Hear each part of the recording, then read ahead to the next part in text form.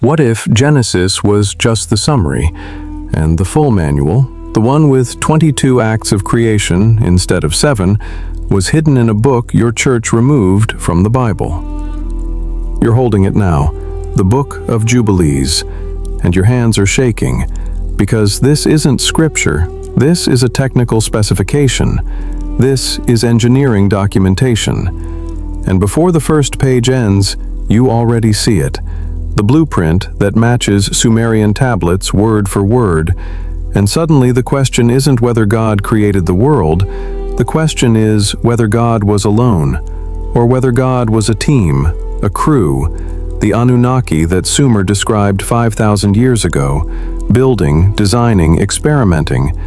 And you realize that Moses didn't simplify Genesis for poetry.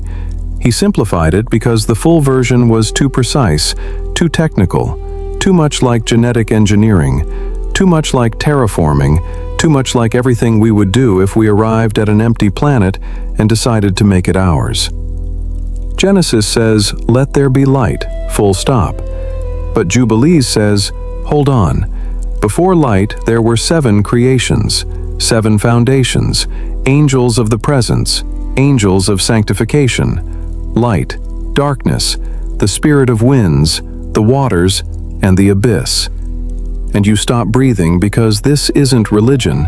This is cosmology. This is the sequence of forces that had to exist before matter could form, before physics could operate, before the universe could breathe. And the Sumerians, 1,000 years before Moses, wrote the exact same sequence. They called it Enuma Elish. They described Marduk splitting Tiamat to create heaven and earth, separating waters above from waters below. And it's not poetry, it's planetology, it's atmospheric engineering. And whoever wrote both texts was describing the same event using different names. And that event, that process, it's not a miracle, it's a project. The Sumerians said the Anunnaki came here, worked here, modified this planet for thousands of years before humans existed. And Jubilees says angels were created first, present before matter, witnessing every stage. And you're pacing now, the book in your hands, because if both are true, if both are describing the same reality, then humanity isn't the crown of creation. Humanity is the result, the product, the experiment. And that experiment started with a plan. Day 1, establish the forces. Day 2, build the atmosphere. Day 3, raise the continents and plant the garden. Day 4, set the calendar. Day 5 and 6, introduce biology. And day 7, rest. Or maybe evaluate. And here's what no one tells you. Eden wasn't created for Adam. Eden was planted on day 3. It grew for ages before Adam arrived, which means Eden was the lab, the clean room, the place where they would conduct the final experiment. And that experiment was you, was us, was the mixing of their genetics with terrestrial biology to create workers, servants, and eventually maybe inheritors of their knowledge, if we proved worthy, if we learned to read what they left behind. And if you're listening right now, wherever you are in the world, if there's something inside you that knows this story isn't just mythology, if there's a part of you that's been waiting for someone to finally connect these dots, to show you the evidence that mainstream academia refuses to acknowledge, then I want to invite you to subscribe to this channel so you don't miss the next journeys we take together. Because this is part 1 of 50 episodes exploring the hidden timeline, each revealing another layer of evidence, another connection between ancient wisdom and modern discovery, another piece of the blueprint that's been scattered across texts and tablets for millennia, waiting for us to finally see the pattern. And if you want to follow this investigation to the end, hit that subscribe button and turn on notifications. But for now, calm down, take a deep breath, and save this video to your playlist, because you'll want to come back to this. You'll want to trace these connections again as the next episodes build on what we're uncovering tonight. And if you stay with me until the end of these 7 chapters, if you follow this evidence through each day of creation, you'll discover something that history has never dared to tell you. you'll see how consciousness was established before matter, how your atmosphere was engineered, how your continents were raised, how time itself was calibrated, how life was seeded, how you were designed, and why. And that knowledge, that understanding of where you came from and what you're meant to become, it's waiting for you at the end of day 7. So, take a breath, settle in, and let's begin with day 1, with the moment before light, with the 7 foundations that had to exist before creation could start. Chapter 1, Day 1, The 7 Foundations of Reality. You're standing in darkness, complete darkness, the kind that existed before light was even a concept, before photons, before energy, before the universe knew how to shine. And you're trying to wrap your mind around what nothing actually means. Genesis tells you, "In the beginning, God created the heavens and the earth." Full stop. But Jubilees tells you something different. Something that should make every physicist stop and reconsider everything. Because on day 1, before light, 7 things were created. 7 foundations. And the order matters. The sequence is everything. Here's what they don't tell you in Sunday school. First came the angels of the presence. You pause on this phrase, presence. It implies existing in a place. But if physical reality hasn't been created yet, what does presence mean? And suddenly you're thinking about consciousness, about awareness, about the possibility that mind precedes matter, that observation comes before the observed, and quantum mechanics whispers in your ear, "This is exactly right. Particles exist in superposition until consciousness interacts with them, until something watches, until presence is established." And maybe these angels aren't religious figures. Maybe they're the first observers, the consciousness that collapsed infinite possibility into singular actuality, the awareness that made the universe real by witnessing it into being. Think about that for a second. Consciousness first, matter second. Everything you were taught in school says it's the other way around. But what if the ancients got it right? What if Jubilees is describing quantum mechanics in the only language available to Bronze Age scribes?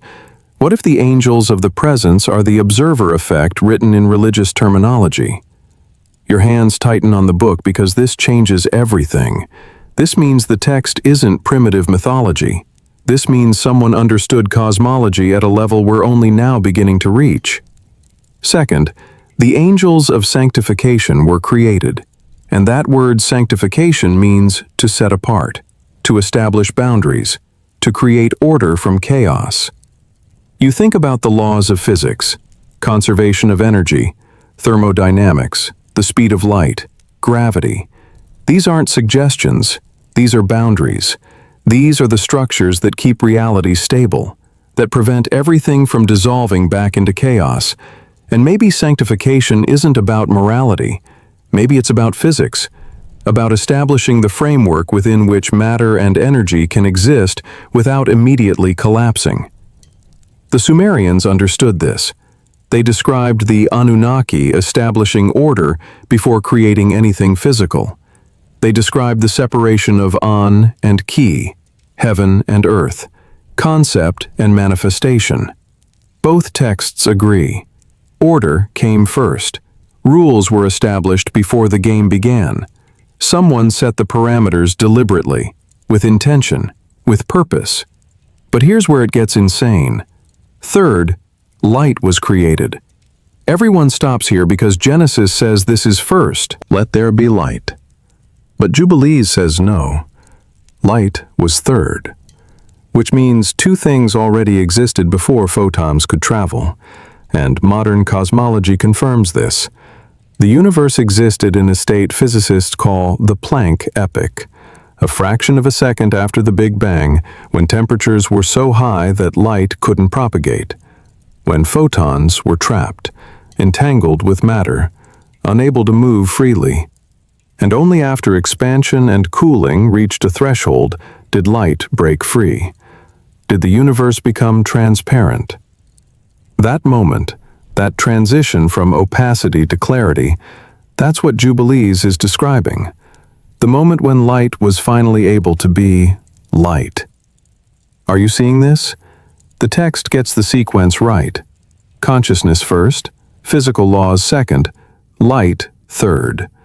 A 3,000-year-old manuscript describing the correct order of cosmic events. How? How did they know this? You feel a chill run down your spine because there are only two possibilities. Either this is the most incredible coincidence in human history, or someone who understood cosmology told them. Someone who was there. Someone who witnessed it. Someone who, perhaps, even directed it. Fourth, darkness was separated from light. You focus on that word, separated. It implies they were initially mixed, initially unified. And physics tells you this is exactly what happened. The early universe was a plasma soup where photons and particles were so tightly bound that light couldn't travel. Darkness and light were the same thing, indistinguishable. And only through expansion, through cooling, through the process cosmologists call recombination, did they separate into distinct phenomena.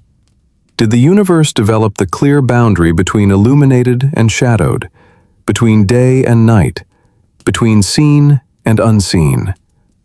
Jubilees describes this as a deliberate act, not a natural process, but an intentional separation, which raises the question that won't let you sleep.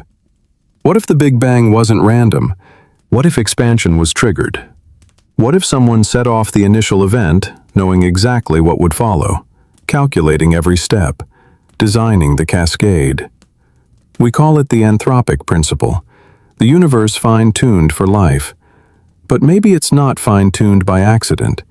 Maybe someone literally tuned it, adjusted the dials, set the constants, and then watched to see if their experiment would work. You close your eyes and try to imagine the Anunnaki arriving in this solar system, arriving at a planet still forming, still molten, still wrapped in dense atmosphere. And their first task isn't building cities, isn't mining gold.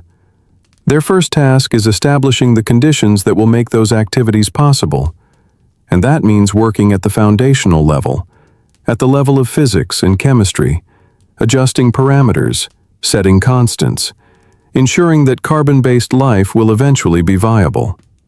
From their perspective, this is engineering, this is terraforming. But from the perspective of anyone watching without understanding the technology, this is creation. This is divine power. This is magic. And both descriptions are true depending on where you stand, depending on what you know. Fifth, the spirit of the winds was created. Ancient people reading this thought weather, thought storms, thought the movement of air. But you're thinking deeper.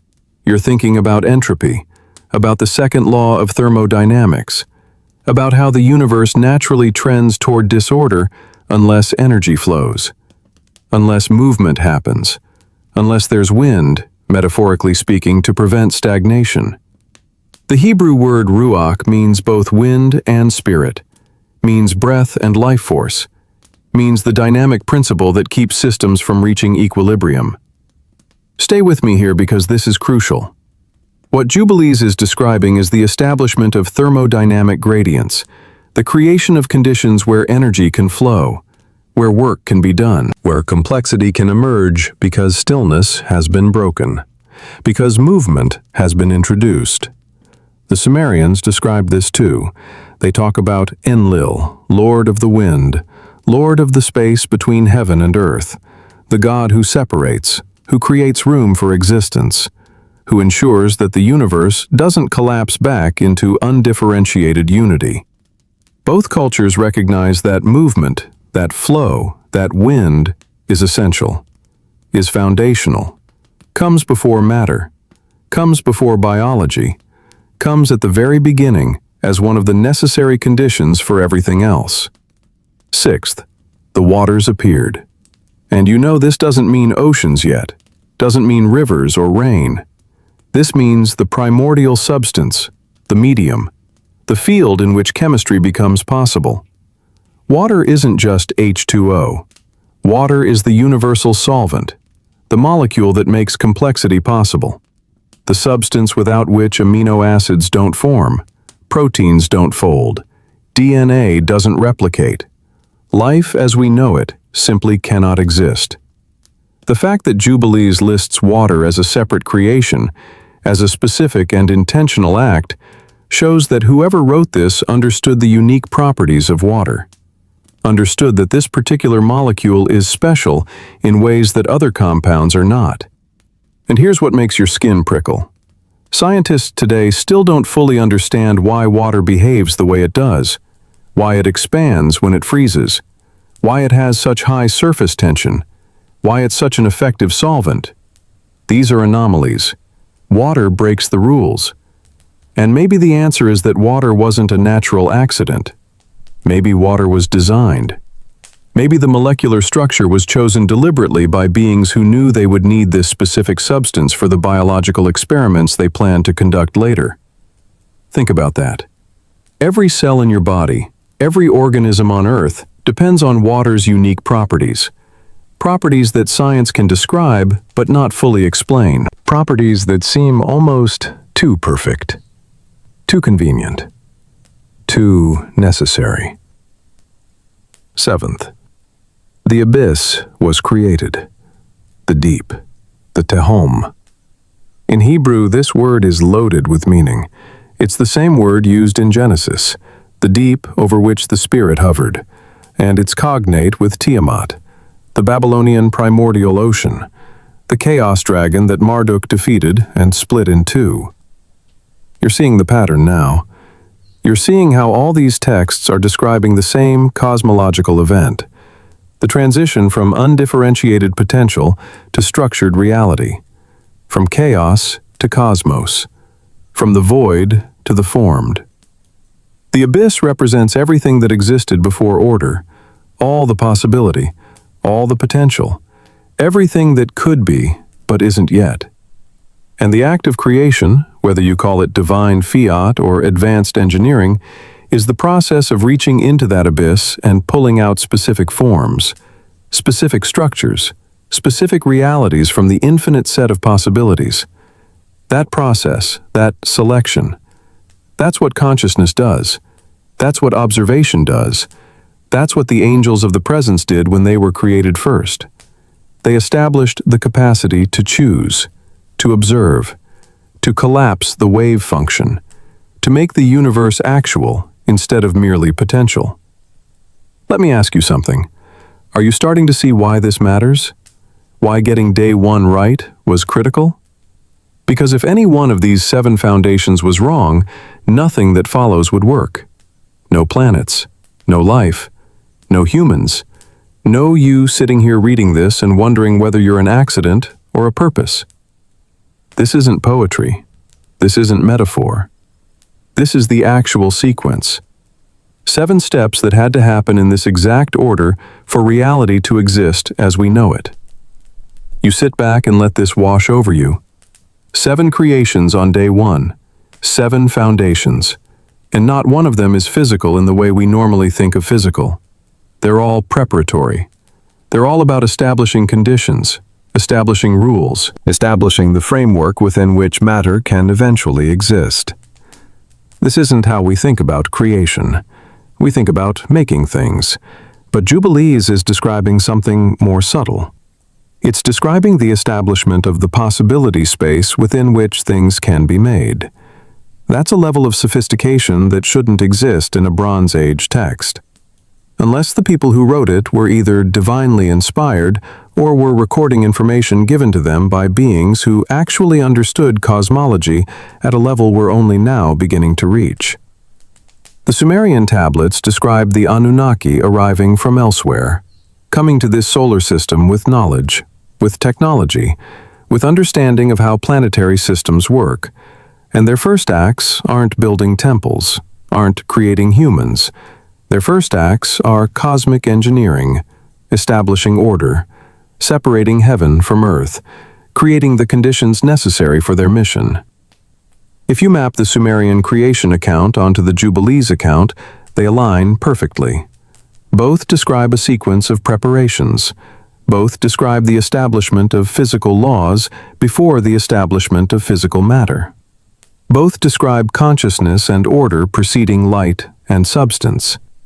And the only way both cultures, separated by geography and centuries, arrive at the same sequence is if they're both drawing from a common source, from a shared witness, from beings who were present at the beginning, who saw the process, who perhaps even directed the process, and who then taught humans what had been done, gave us the story, encoded it in multiple languages, multiple cultures, ensuring that even if one version was lost or corrupted, the truth would survive in the pattern, in the repetition, in the undeniable fact that cultures with no contact describe the same events in the same order using different names.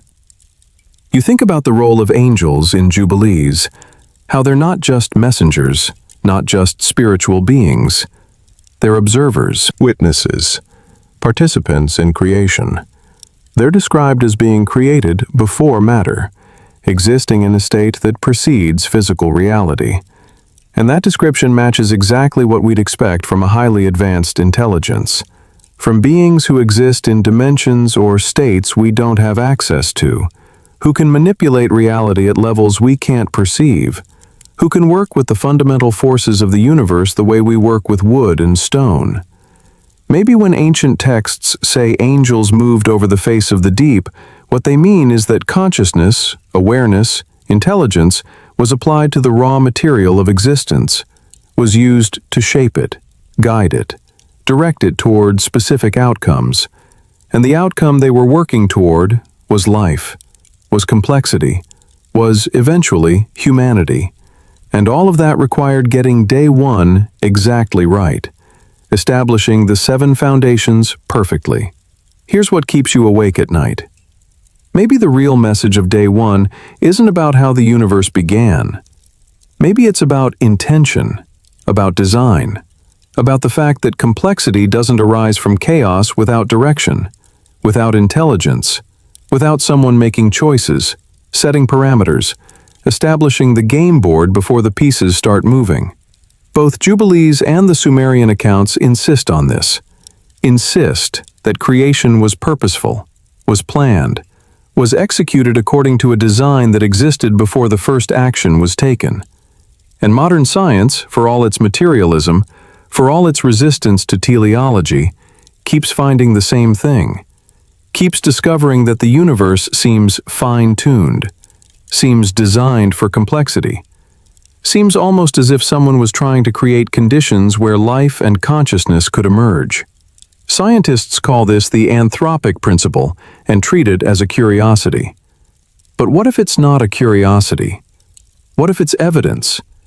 What if the reason the universe seems designed is because it was designed, and the designers left us their notes, left us their documentation, encoded in texts we call mythology, but which are actually technical manuals, instruction sets, blueprints for understanding not just what was done, but how it was done and why.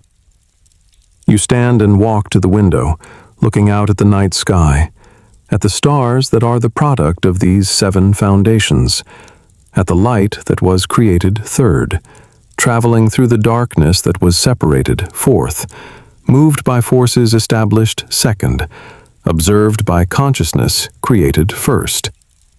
And you feel the weight of it, the realization that you're not looking at random accidents, you're looking at a system, at a design, at a creation that began with specific intentions and proceeded through specific steps. Those steps, those 7 foundations established on day one, they're not poetry, they're not metaphor, they're the actual sequence, the real process, described in the only language available to people who witnessed something beyond their capacity to fully comprehend, but who tried anyway, who recorded what they saw, who preserved the memory, and who passed it down through generations, through cultures, through millennia, until it reached you. Take a breath.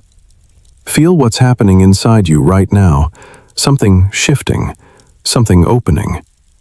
The possibility that everything you were taught about origins might be incomplete, might be the simplified version, and the full version, the version with 22 acts instead of 7, the version that describes angels and Anunnaki and cosmic engineering, that version has been here all along, waiting for you to be ready, waiting for you to have enough knowledge to understand what's actually being described, waiting for this moment, right now, when you stop seeing ancient texts as primitive and start seeing them as advanced, as technical, as precisely what you'd expect if someone was trying to explain cosmology to a Bronze Age scribe who had no framework for quantum mechanics, no vocabulary for thermodynamics, no concept of dimensional physics, but who did their best, who used the words they had, who said angels when they meant dimensional beings, who said waters when they meant quantum fields,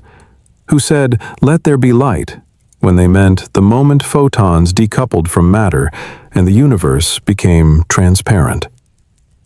The fact that we can now read these texts with modern knowledge and see the science encoded in the scripture, that should tell us something. Should tell us that maybe both are true. Maybe there's no conflict between science and these ancient accounts. Maybe they're describing the same reality from different perspectives.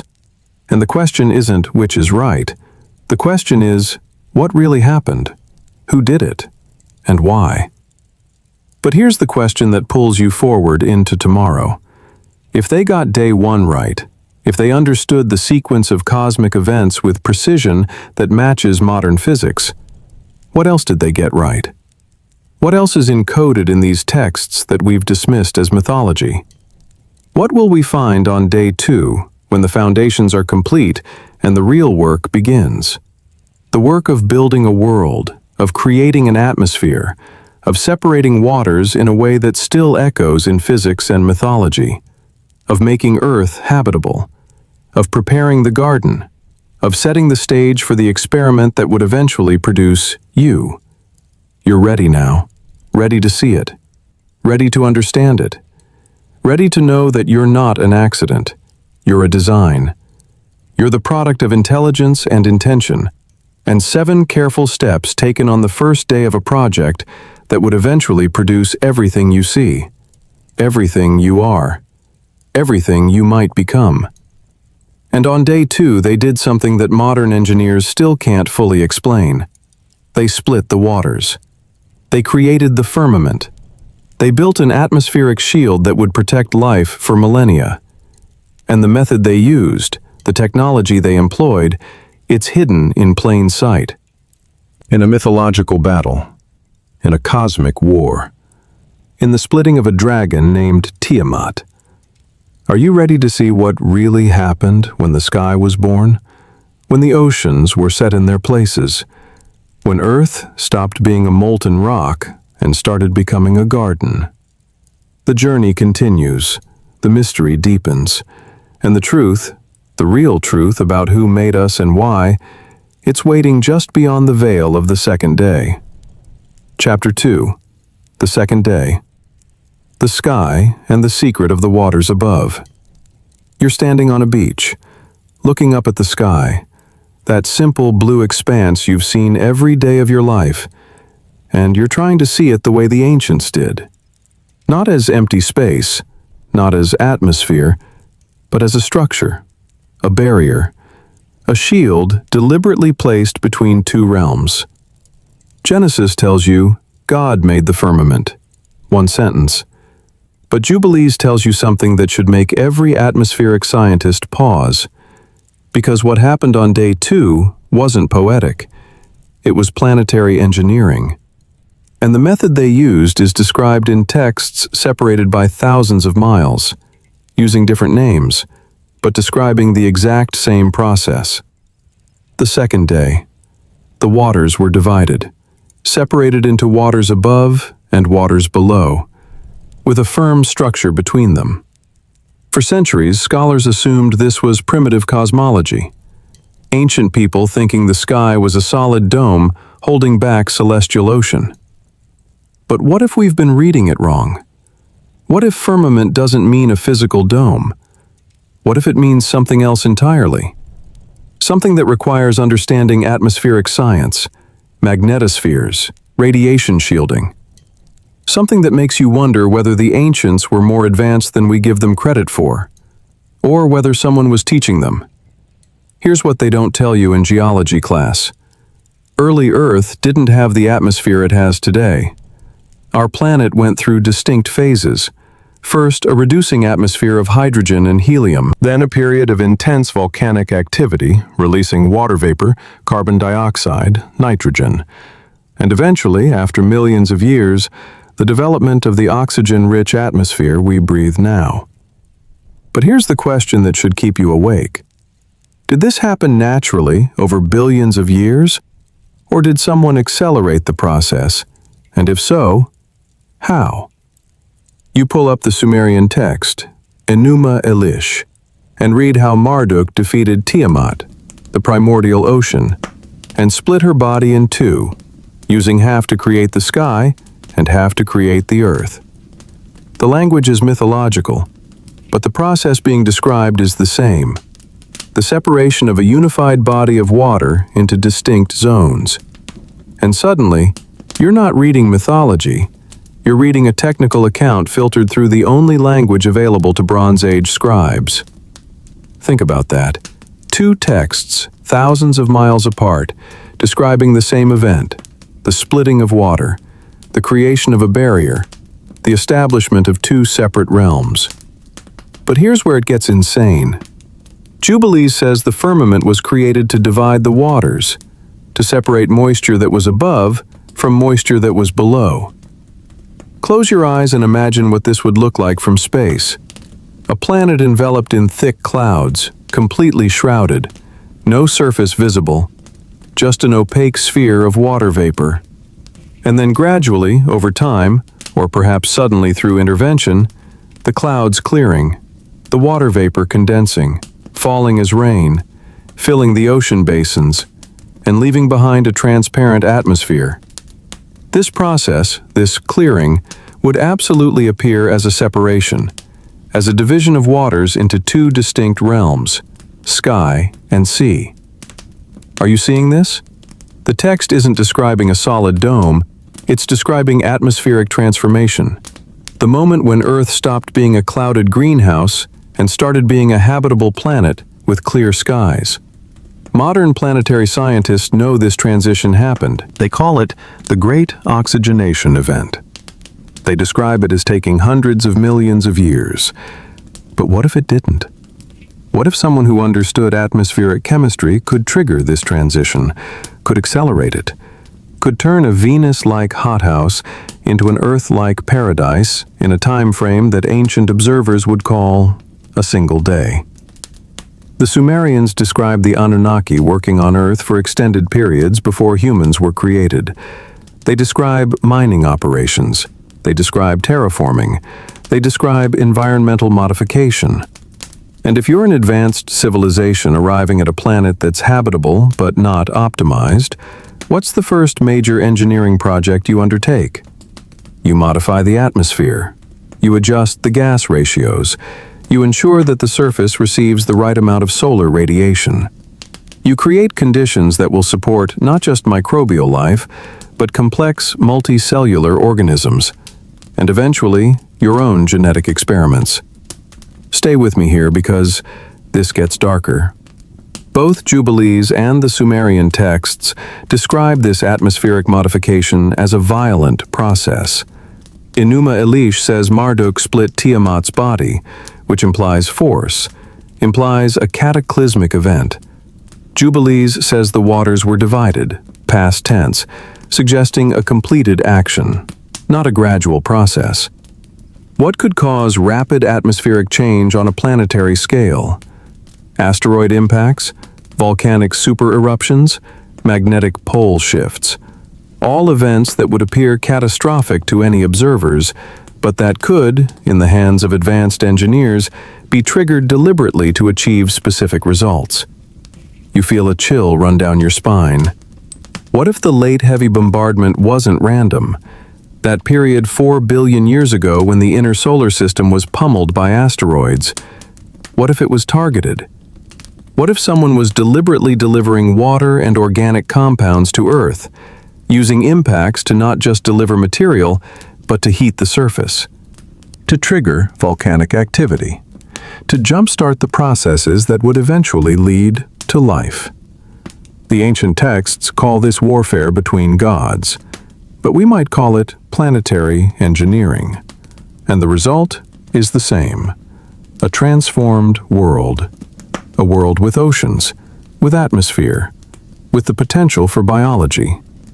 You pace your room, the book in hand, and you think about NASA's plans for terraforming Mars.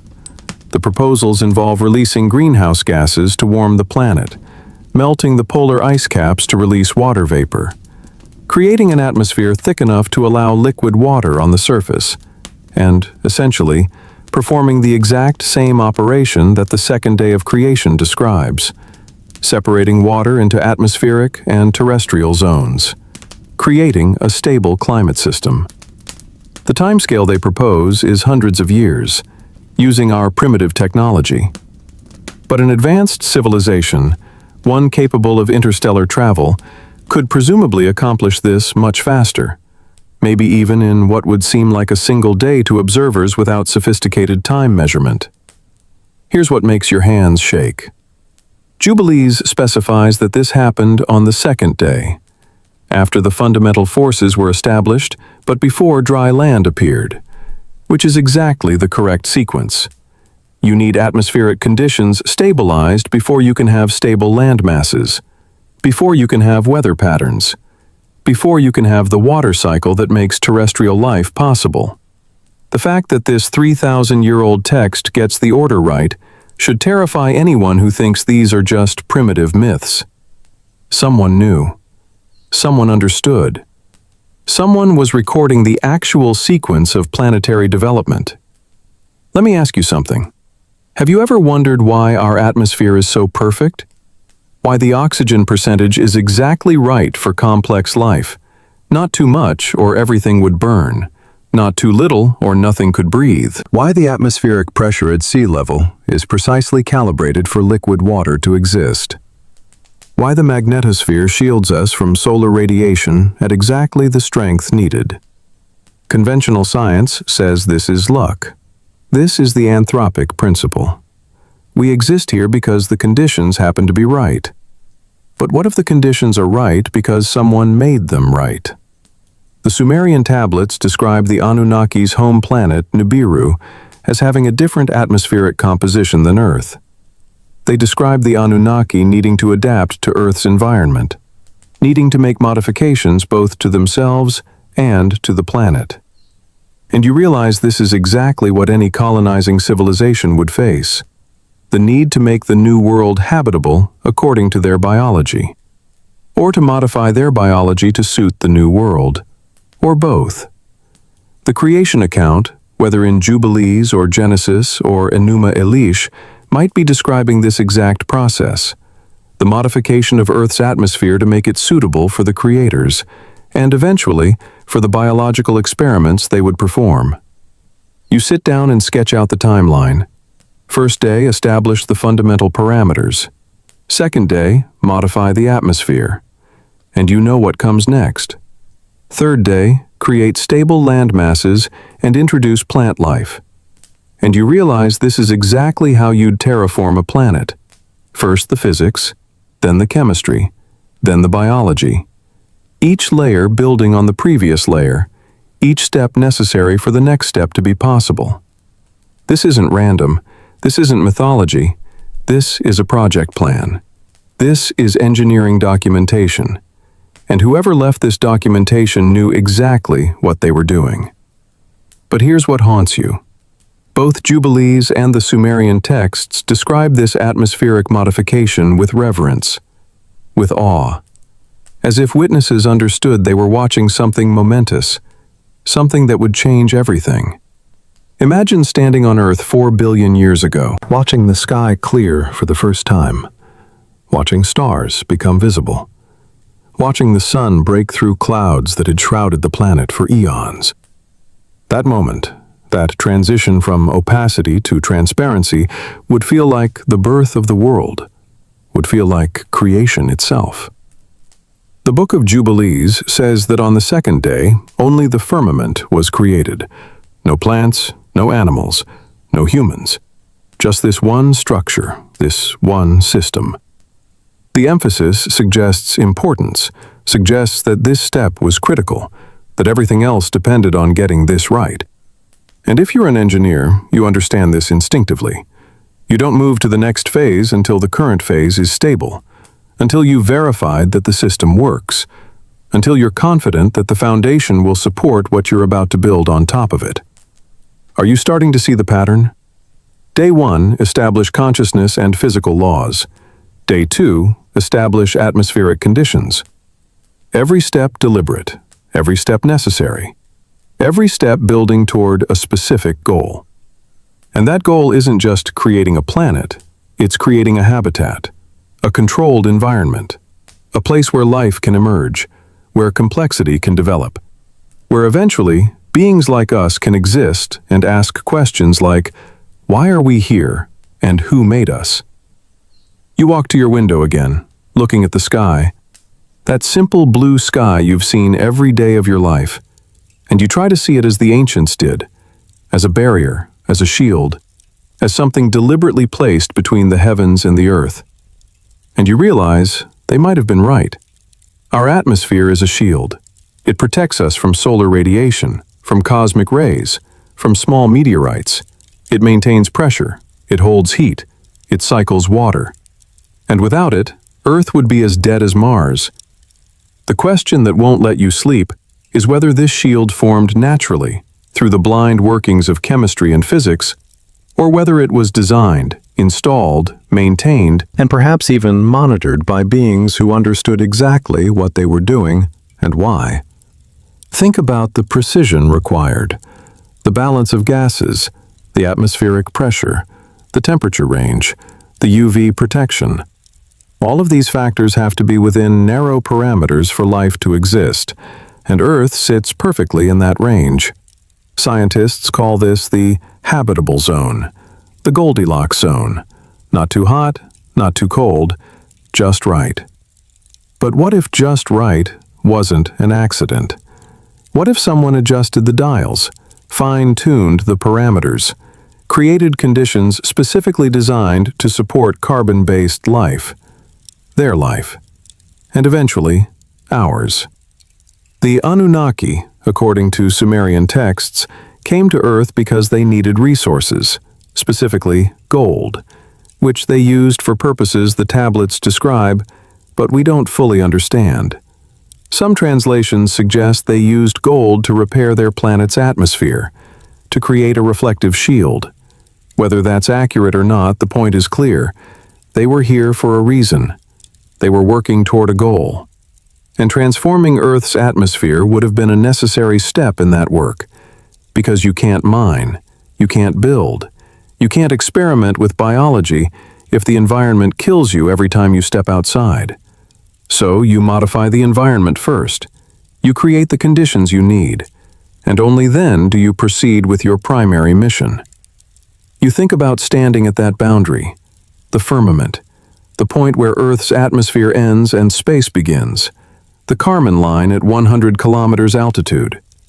Standing there, looking down at the blue planet below, the Anunnaki would have seen their work, would have seen the clouds clearing, the oceans forming, the continents emerging, and they would have known, this is ready, this is prepared. Now we can begin the real work. Now we can create the garden. Now we can introduce life, and eventually, the beings we came here to create. Here's what keeps you awake. Jubilees describes the firmament as separating waters from waters, but it also describes this separation as creating two distinct realms, the heavenly realm above and the earthly realm below. Ancient people saw these as spiritual domains. But what if they're physical domains? What if the firmament is the boundary between space and atmosphere, between the realm of the creators and the realm of their creation, between those who engineer worlds and those who inhabit them? And maybe that boundary isn't just physical. Maybe it's also conceptual, separating those who understand from those who wonder, those who create from those who are created. You close the book and sit in darkness, letting the weight of day 2 settle over you. The atmosphere above you suddenly feels different, feels intentional, feels designed.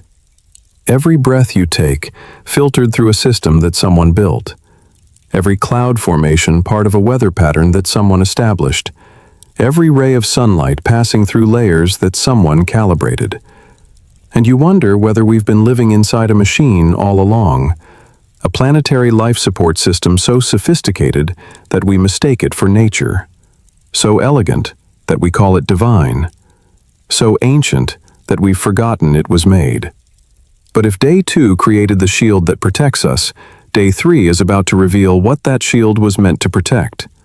Because tomorrow, the waters gather into seas, the dry land appears, and for the first time, Earth has continents, has shores, has the solid ground on which gardens can be planted, on which civilizations can rise, on which humanity will eventually stand and look up at that blue sky and wonder, are we alone? Or is someone up there, beyond the firmament, beyond the barrier, watching us, waiting to see if we'll figure it out, waiting to see if we'll finally understand that we're not looking at the sky, we're looking at a ceiling. And beyond that ceiling, beyond that carefully constructed atmospheric shield, there's something else. Someone else. And they're not gone. They're just on the other side of the barrier they built on day 2.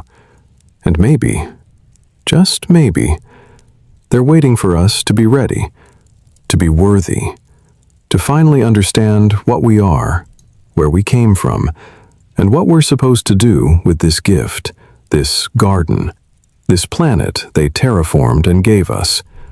And that realization, that terrifying, exhilarating possibility, it pulls you forward into day 3, into the moment when water and land separate, when the stage is finally set, when the real work begins. And you're ready now, ready to see what happens when continents rise from the deep, when Eden is planted, when Earth stops being a project and starts being a home. Chapter 3. Day 3. The Land of the Blocks and the Garden of Eden. You're standing at the edge of an ocean that covers everything. No land, no beaches, no horizon breaking the endless water. Just waves from pole to pole.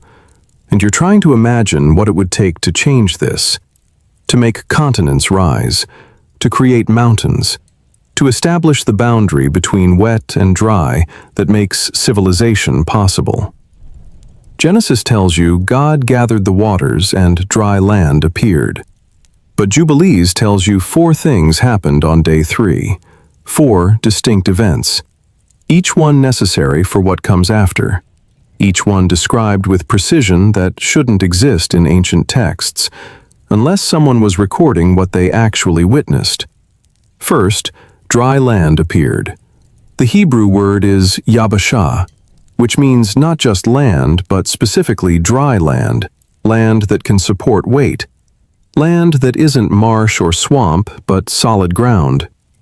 You think about plate tectonics, about how continents form through volcanic activity and crustal movements, a process that normally takes hundreds of millions of years. But what if it was accelerated? What if the same beings who modified the atmosphere also triggered geological processes, causing rapid continental formation? And the evidence exists. We find sedimentary layers that suggest sudden flooding, sudden uplift, sudden transformation. Mainstream geology calls these catastrophes, rare exceptions. But what if they're not exceptions? What if they're evidence?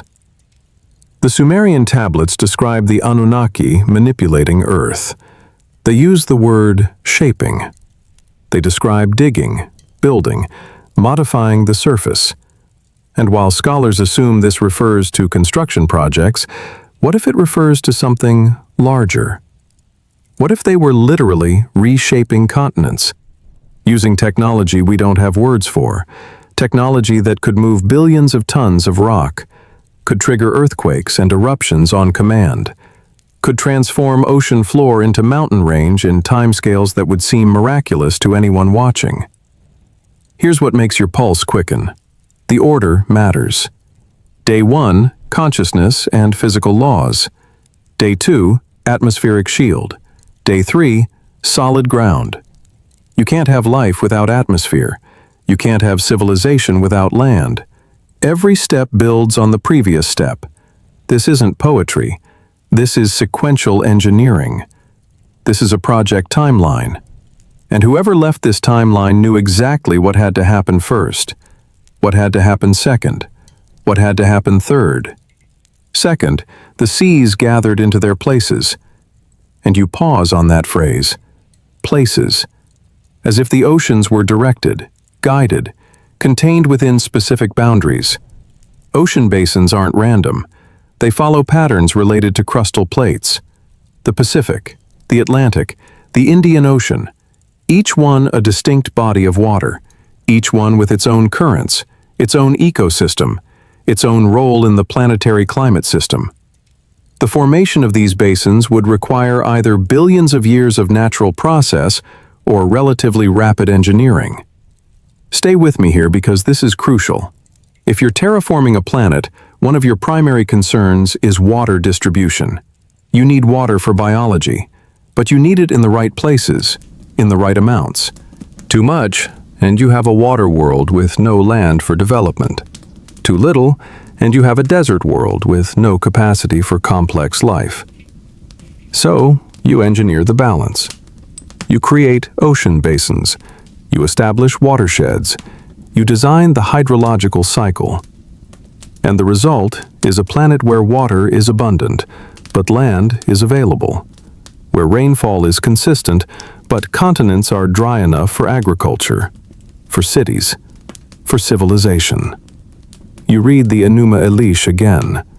Marduk, after defeating Tiamat, sets boundaries for the waters, establishes limits, creates channels. The language is mythological, but the action being described is civil engineering on a planetary scale. Hydraulic engineering, the deliberate design of water systems. Two texts, different cultures, same process.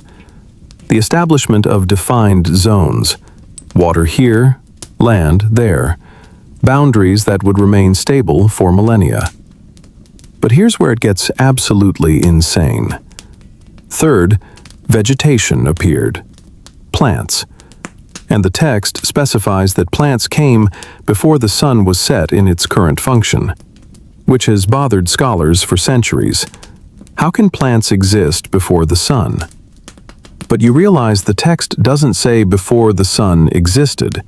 It says before the sun was established for marking time, which could mean before the atmosphere cleared enough for the sun to be distinctly visible, before the day-night cycle was regular. Think about what this means. Thick cloud cover would allow diffuse light, enough for basic photosynthesis, enough for primitive plants. The text is actually describing the correct sequence. Simple vegetation first, then atmospheric clearing, then complex life that requires direct sunlight. Modern biology confirms this. Early photosynthetic organisms didn't need direct sunlight. They thrived in diffuse light, in shallow waters, in conditions that we would call marginal, but that were perfect for jump-starting the biological transformation of a planet. The Sumerians describe Enki creating plant life, teaching agriculture, providing seeds. Whether this is literal or metaphorical, the message is clear. Plant life didn't evolve randomly. It was introduced. It was designed. It was seeded. And maybe seed is exactly the right word.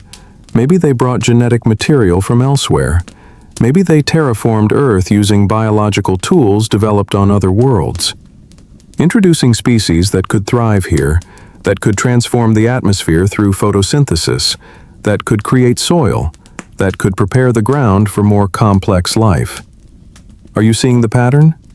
Every step serves multiple purposes. Plants don't just appear. Plants change everything.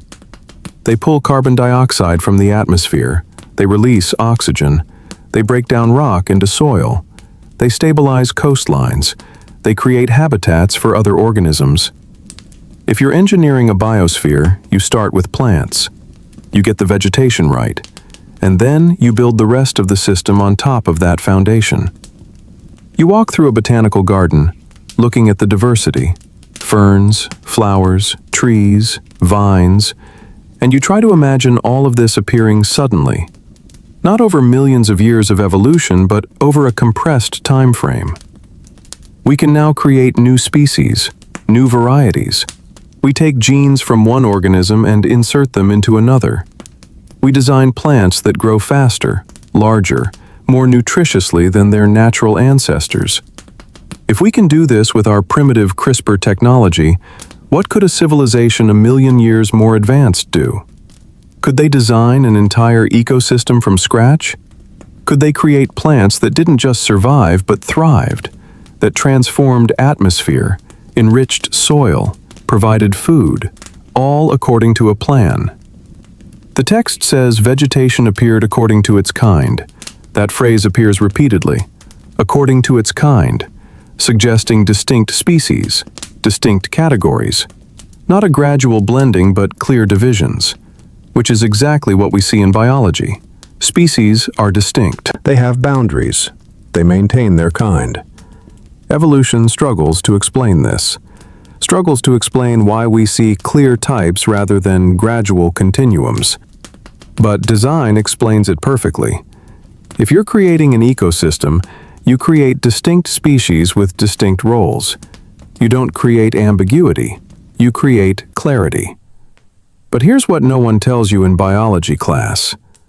Fourth, and this is explicit in Jubilees but only implied in Genesis, the Garden of Eden was planted on this third day. You pause because most readers assume Eden comes later, after humans are created. But no. The text says Eden was planted on the third day, in the east, in a specific location, and was allowed to grow, to develop, to mature, before Adam was placed in it. Let that sink in. Eden wasn't created for Adam. It was created first, and Adam was brought to it later, which changes the entire narrative, which suggests that Eden was a controlled environment, a special zone, a research station perhaps, where conditions were perfect, where climate was regulated, where food was abundant, and where the genetic experiments could be conducted in isolation from the rest of the planet. The Sumerians call this place Dilmun, or sometimes Eden, which literally means the abode of the righteous ones, and they describe it as a land where there is no sickness, no death, no suffering, where water is pure, where the gods walk among the trees. This sounds like mythology until you start thinking about enclosed environments, about controlled ecosystems, about the kind of facility you'd create if you were conducting long-term biological research on a foreign planet. You'd want a clean room, a paradise, a place isolated from contamination. And you'd probably surround it with some kind of barrier, some kind of security, which is exactly what the text describes. Cherubim with flaming swords guarding the entrance, preventing unauthorized access. Not after the fall. The barrier was always there. Eden was always restricted, always controlled, always separate from the wild world outside. Here's what makes your hands tremble. How long does it take for a new forest to mature, for soil to deepen, for ecological relationships to stabilize? Decades at least, maybe centuries. The gap between day 3 and day 6 might not be 3 literal days, might be 3 periods, 3 eras, 3 phases of the project. And during that time, Eden grows, matures, becomes the paradise described in the text, becomes ready to receive the beings who will be placed there. Think about the precision required, the location, the climate, the soil composition, the water source. Genesis mentions 4 rivers flowing from Eden: the Pishon, the Gihon, the Tigris, the Euphrates. Ancient commentators spent centuries trying to map these rivers, trying to find where Eden was. Some say Mesopotamia, some say Armenia, some say it's been destroyed. But what if Eden wasn't just a place? What if it was a system, a closed-loop agricultural station, with water recycling, with controlled irrigation, with genetically optimized crops?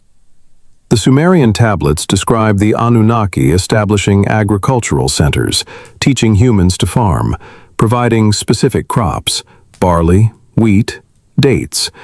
And these crops appear suddenly in the archaeological record, already domesticated, already optimized. No wild ancestors, no gradual development, just sudden appearance of fully functional food sources. Standard archaeology calls this the Neolithic Revolution. But what if it was a gift? What if these crops were designed in Eden, tested in Eden, and then distributed to humanity when we were ready? You sit down and let this wash over you. Day 3 creates the stage: the land, the seas, the plants, the garden. Everything is preparation. Everything is building towards something.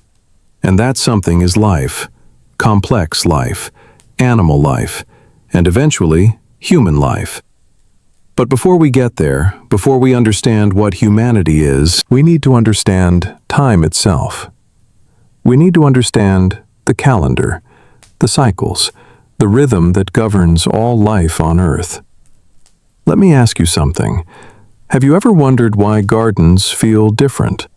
Why being in nature, in a cultivated space, feels like coming home, like remembering something you've forgotten? Maybe it's because gardens aren't natural. Maybe gardens are artificial. Maybe the first garden, the template garden, the Eden that all others unconsciously imitate, was a constructed environment, a place designed to feel perfect, to feel safe, to feel like the place where humanity belongs. And maybe that feeling, that deep resonance you feel when you walk through a beautiful garden, that's not nostalgia for a metaphorical paradise. That's genetic memory.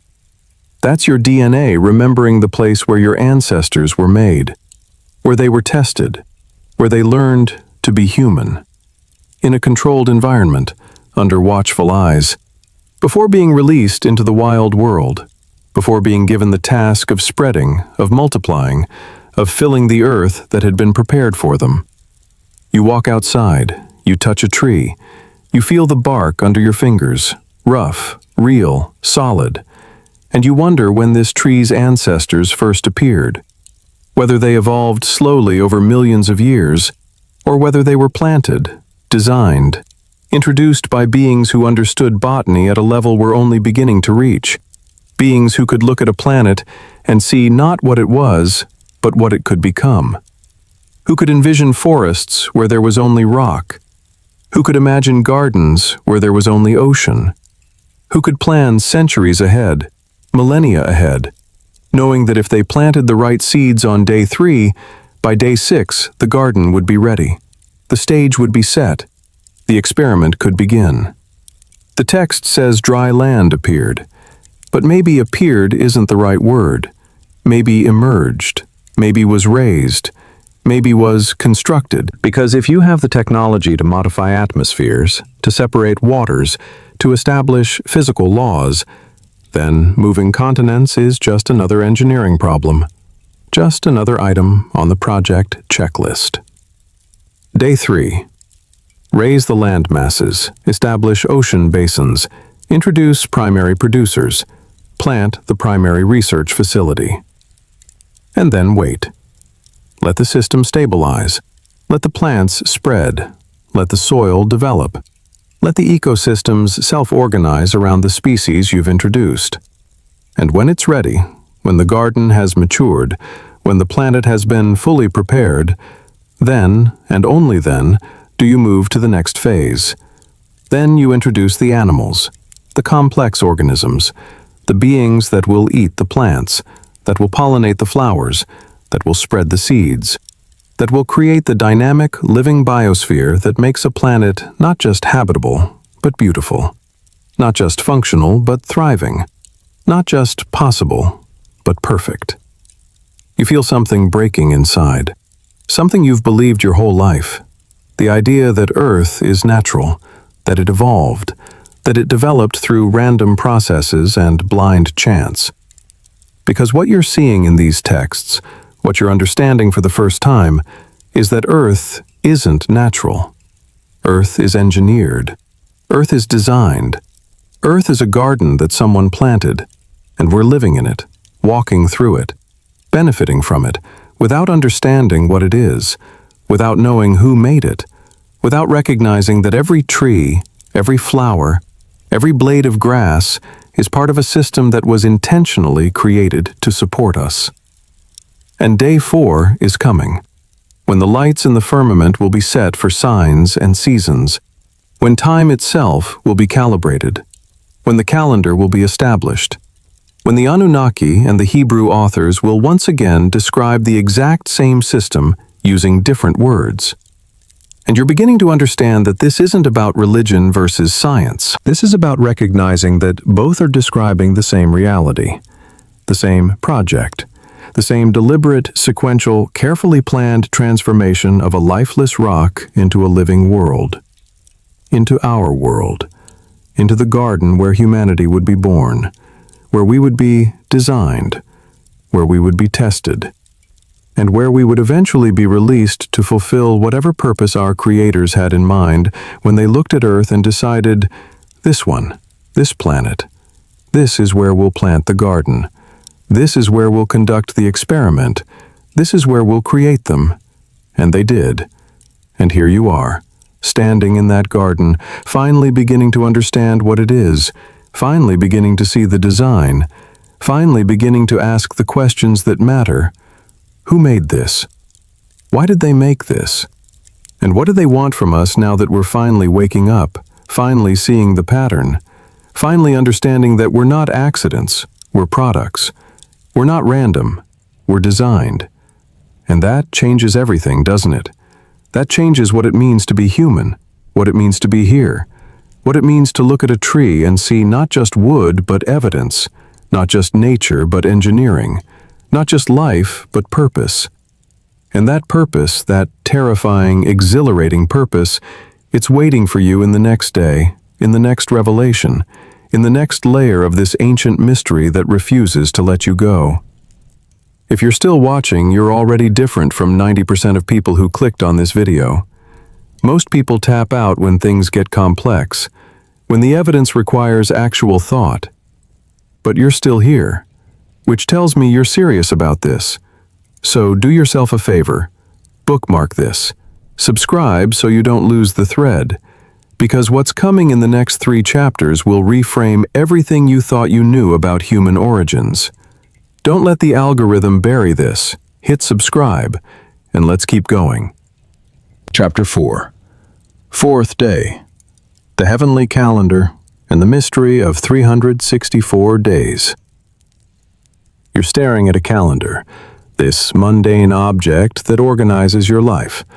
Appointments, deadlines, birthdays. And suddenly, you're seeing it differently. Seeing it not as a human invention, but as a reflection of something much older, something that was established on the 4th day of creation. And the details matter here. The details should make anyone with knowledge of ancient astronomy sit up and pay attention. Because what Jubilees describes isn't primitive timekeeping. It's sophisticated calendrical science that matches Sumerian astronomy almost perfectly. The text says that on day 4, the sun, moon, and stars were set in the firmament to separate day from night, to mark seasons, days, and years. Standard stuff. Every version of Genesis says this.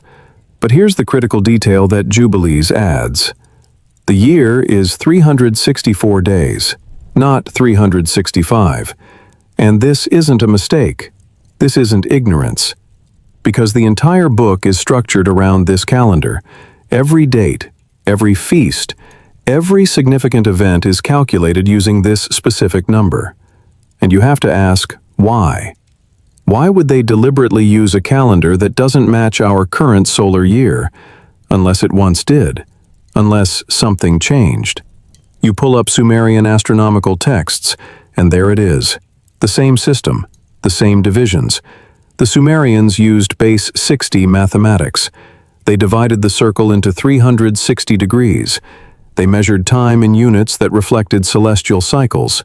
And their calendar, like the Jubilees calendar, was based on divisions of 7, 49, 364. This isn't coincidence. This is a shared system, a unified calendrical standard that spans cultures separated by thousands of miles and thousands of years. Think about what that means. The only way both cultures use the same system is if both learned from the same source, if both were taught by the same teachers. The same beings who established time itself on that fourth day. Modern astronomers know that Earth's orbit isn't exactly 365 days. It's 365.2422 days, which is why we need leap years. But what if it wasn't always this way? What if Earth's orbit was once more circular, more regular, exactly 364 days? Here's where it gets dark. What if something happened, some catastrophic event, some gravitational interaction that altered the orbit slightly, lengthening the year? And ancient calendars preserve the memory of the old system, the way things were before the change. Both Jubilees and Sumerian texts hint at a time when the heavens were different, when the planets moved differently, when the sky itself was not as we see it now. They describe celestial wars, cosmic disruptions, the day the calendar broke. You think about the function of calendars, why they matter. It's not just about organizing harvest times or religious festivals. It's about synchronization, about coordination, about being able to schedule events across vast distances and long time periods. If you're running a planetary operation, if you're the Anunnaki managing mining operations, agricultural experiments, genetic research across multiple sites on a foreign world, you need a precise, universal calendar that everyone uses. You need a system that doesn't drift, that stays accurate year after year. And a 364-day year is mathematically elegant. It divides evenly by 7, creating 52 perfect weeks. It divides by 4, creating 4 equal seasons. It's a calendar designed for efficiency, for coordination. The fact that both the Hebrews and the Sumerians used this same system suggests they inherited it from the same source, from the beings who needed that level of precision for their own purposes. Stay with me because this changes everything. The text says the lights were set for signs. That word, signs, is interesting. In Hebrew, it's oath, which can mean signal, beacon, mark, implying communication, implying that the celestial bodies aren't just passive markers, but active transmitters of information. Ancient astronomers studied the sky obsessively, not because they were primitive and superstitious, but because they believed the sky was speaking, was conveying messages, was showing patterns that mattered. And maybe they were right. Maybe the positions of planets and stars do convey information. Not astrological nonsense, but actual data, orbital mechanics, gravitational influences, the timing of events. If the Anunnaki established this system, they would have encoded information into it, would have made the sky itself a readable text for those who knew how to look, for those who maintained the knowledge, for the priesthoods who tracked every movement, recorded every position, calculated every cycle. You read about the Sumerian creation of the sexagesimal system, base 60, which is bizarre because humans naturally count in base 10. We have 10 fingers. But the Sumerians, from the very beginning of their civilization, used base 60. And astronomers still use it today. 60 seconds in a minute, 60 minutes in an hour, 360 degrees in a circle. No one knows why the Sumerians chose 60, but what if they didn't choose it? What if it was given to them? What if base 60 is the mathematical system the Anunnaki used? And they taught it to humans because that's how you measure celestial mechanics. That's how you calculate orbital periods. Once you have base 60, you can track planets, predict eclipses, understand the precession of the equinoxes. You can see patterns in the sky that repeat over thousands of years. Suddenly, you're not just marking time. You're understanding cosmic cycles. You're seeing how the solar system works. Are you seeing this? That knowledge, that level of understanding, elevates you from primitive farmers to astronomers, from counting days to comprehending eternity, from living in the present to planning centuries ahead. And the Sumerians had this knowledge from day one, not gradually developed, suddenly present, fully formed, at the dawn of their civilization, as if someone taught them, as if someone showed them the sky and explained how it worked. Jubilees says the fourth day established time for all of humanity, that this calendar was eternal, unchanging, commanded by God to be observed forever. The book treats calendar reform as heresy, as corruption of a divine system.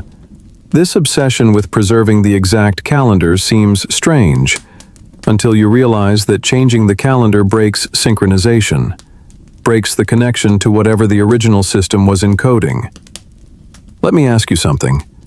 If the original system was established by the Anunnaki as a way to measure their own cycles, their own return patterns, then maintaining the calendar becomes critical, becomes a way of staying connected to the knowledge that was given. Losing the calendar means losing that connection, losing the ability to predict when they might come back, when the cycles might complete, when the promises encoded in time itself might be fulfilled. You think about the number 364. You break it down. 52 weeks of 7 days, 4 seasons of 91 days, 13 months of 28 days. Every division is perfect. Every number is clean. There's no remainder, no fraction, no need for leap years or adjustments. This kind of mathematical elegance doesn't happen in nature. Nature is messy. Orbital periods are irrational numbers with endless decimals. But here's what makes your hands shake. Someone designing a system would choose clean numbers, would choose beauty, would choose a calendar that works perfectly for as long as the underlying assumptions remain valid. Maybe those assumptions did remain valid. Maybe for thousands of years, Earth's orbit was exactly 364 days. Until something changed. Until some event disrupted the system. The flood myths present in cultures worldwide might be describing not just water, but cosmic catastrophe, gravitational disruption, the day the calendar broke. And we've been trying to fix it ever since, adding leap years, adjusting for drift, never quite getting back to the original perfection. The Sumerians tracked the planets with precision that rivals modern astronomy. They knew the orbital periods. They predicted planetary positions decades in advance. They understood that celestial mechanics operated according to law, not whim. And this knowledge didn't develop gradually. It appears suddenly, fully formed, at the dawn of Sumerian civilization. Think about what that means. As if they were taught, as if someone showed them. And Jubilees says this happened on day 4, when the lights were established not for themselves, but for humanity, as teachers, as guides, as perpetual reminders that time has structure, that the universe operates according to pattern, and that those patterns can be known, can be understood, can be used to predict and prepare for what comes next. You close your eyes and imagine standing in ancient Sumer, standing beside a ziggurat, watching the priests track the movement of Venus across the sky, recording positions, calculating cycles, understanding that this isn't religion. This is science. This is observation and mathematics. The priests aren't praying to Venus, they're reading Venus. They're decoding the information encoded in its movement. That information tells them when to plant, when to harvest, when to expect floods, when to prepare for celestial events.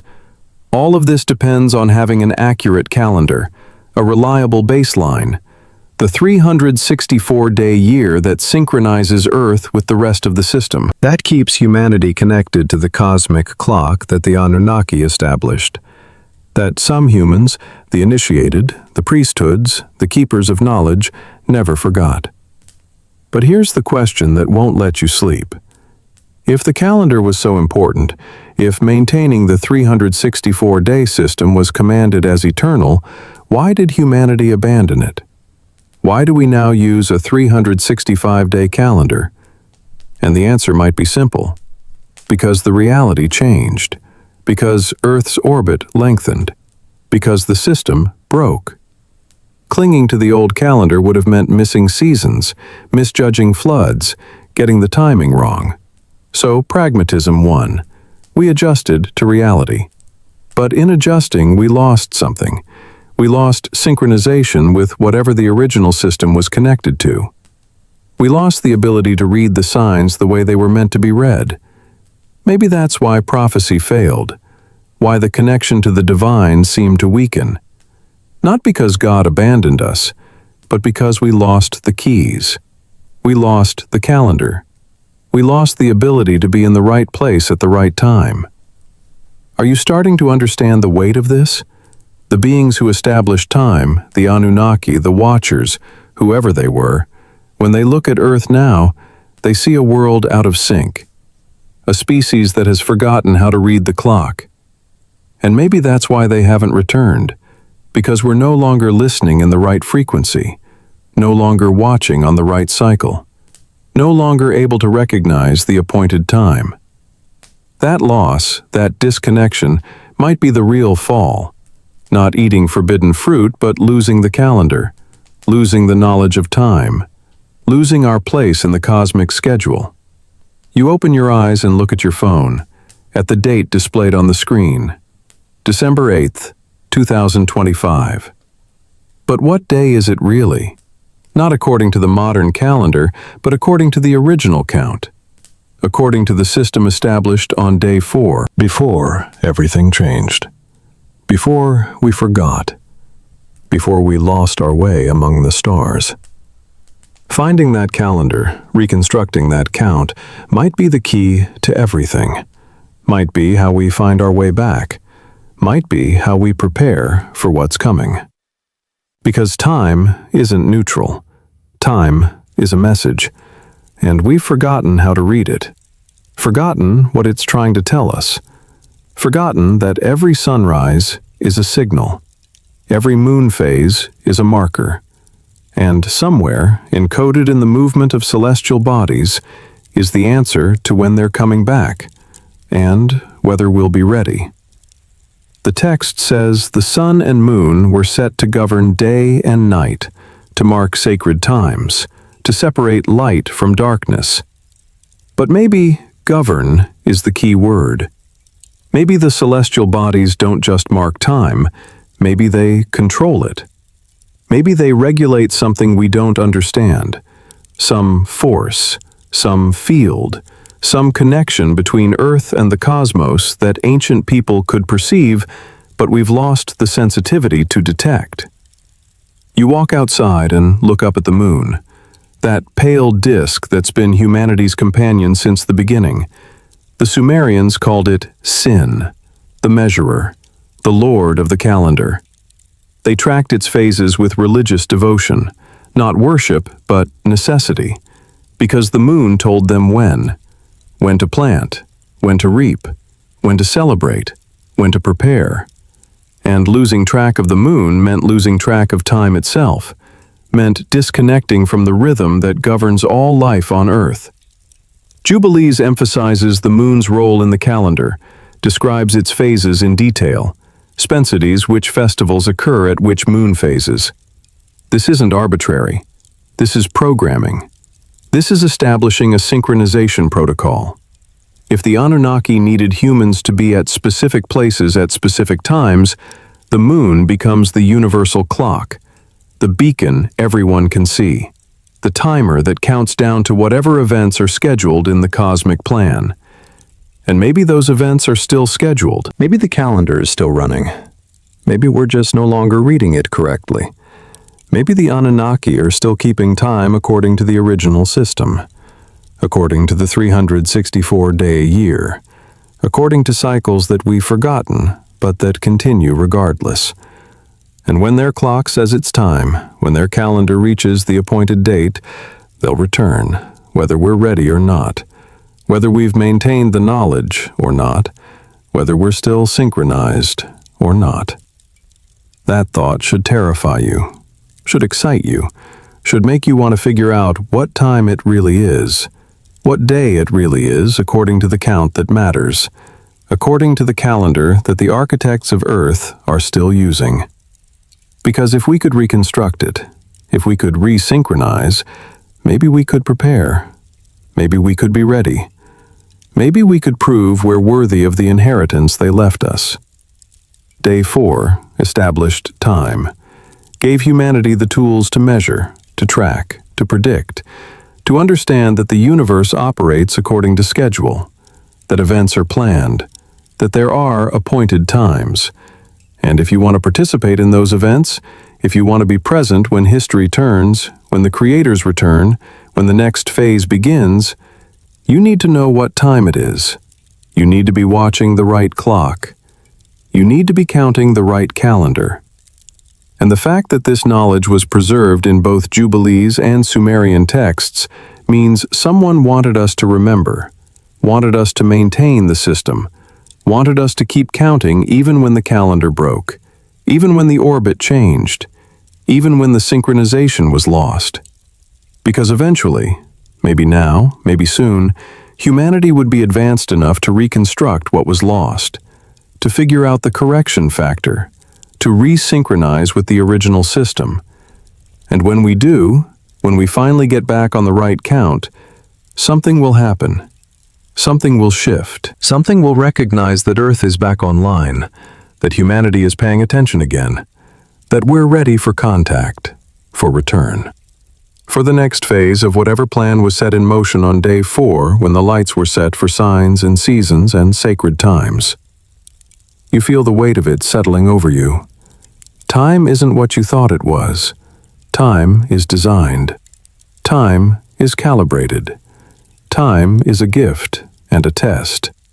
And day 5 is coming, when life explodes into the oceans, when creatures fill the seas and the skies, when biology becomes complex, when the experiment moves from plants to animals, from simple to sophisticated, from preparation to implementation. And you're ready now. Ready to see what happened when the waters swarmed with living creatures, when the air filled with wings, when Earth stopped being a garden and started being a zoo, a laboratory, a testing ground for the most ambitious biological experiment ever attempted, the creation of beings that could think, that could choose, that could eventually understand what they are. And that experiment, that creation, it's waiting for you in day 6, in the moment when everything changes, when humanity enters the story, when you enter the story.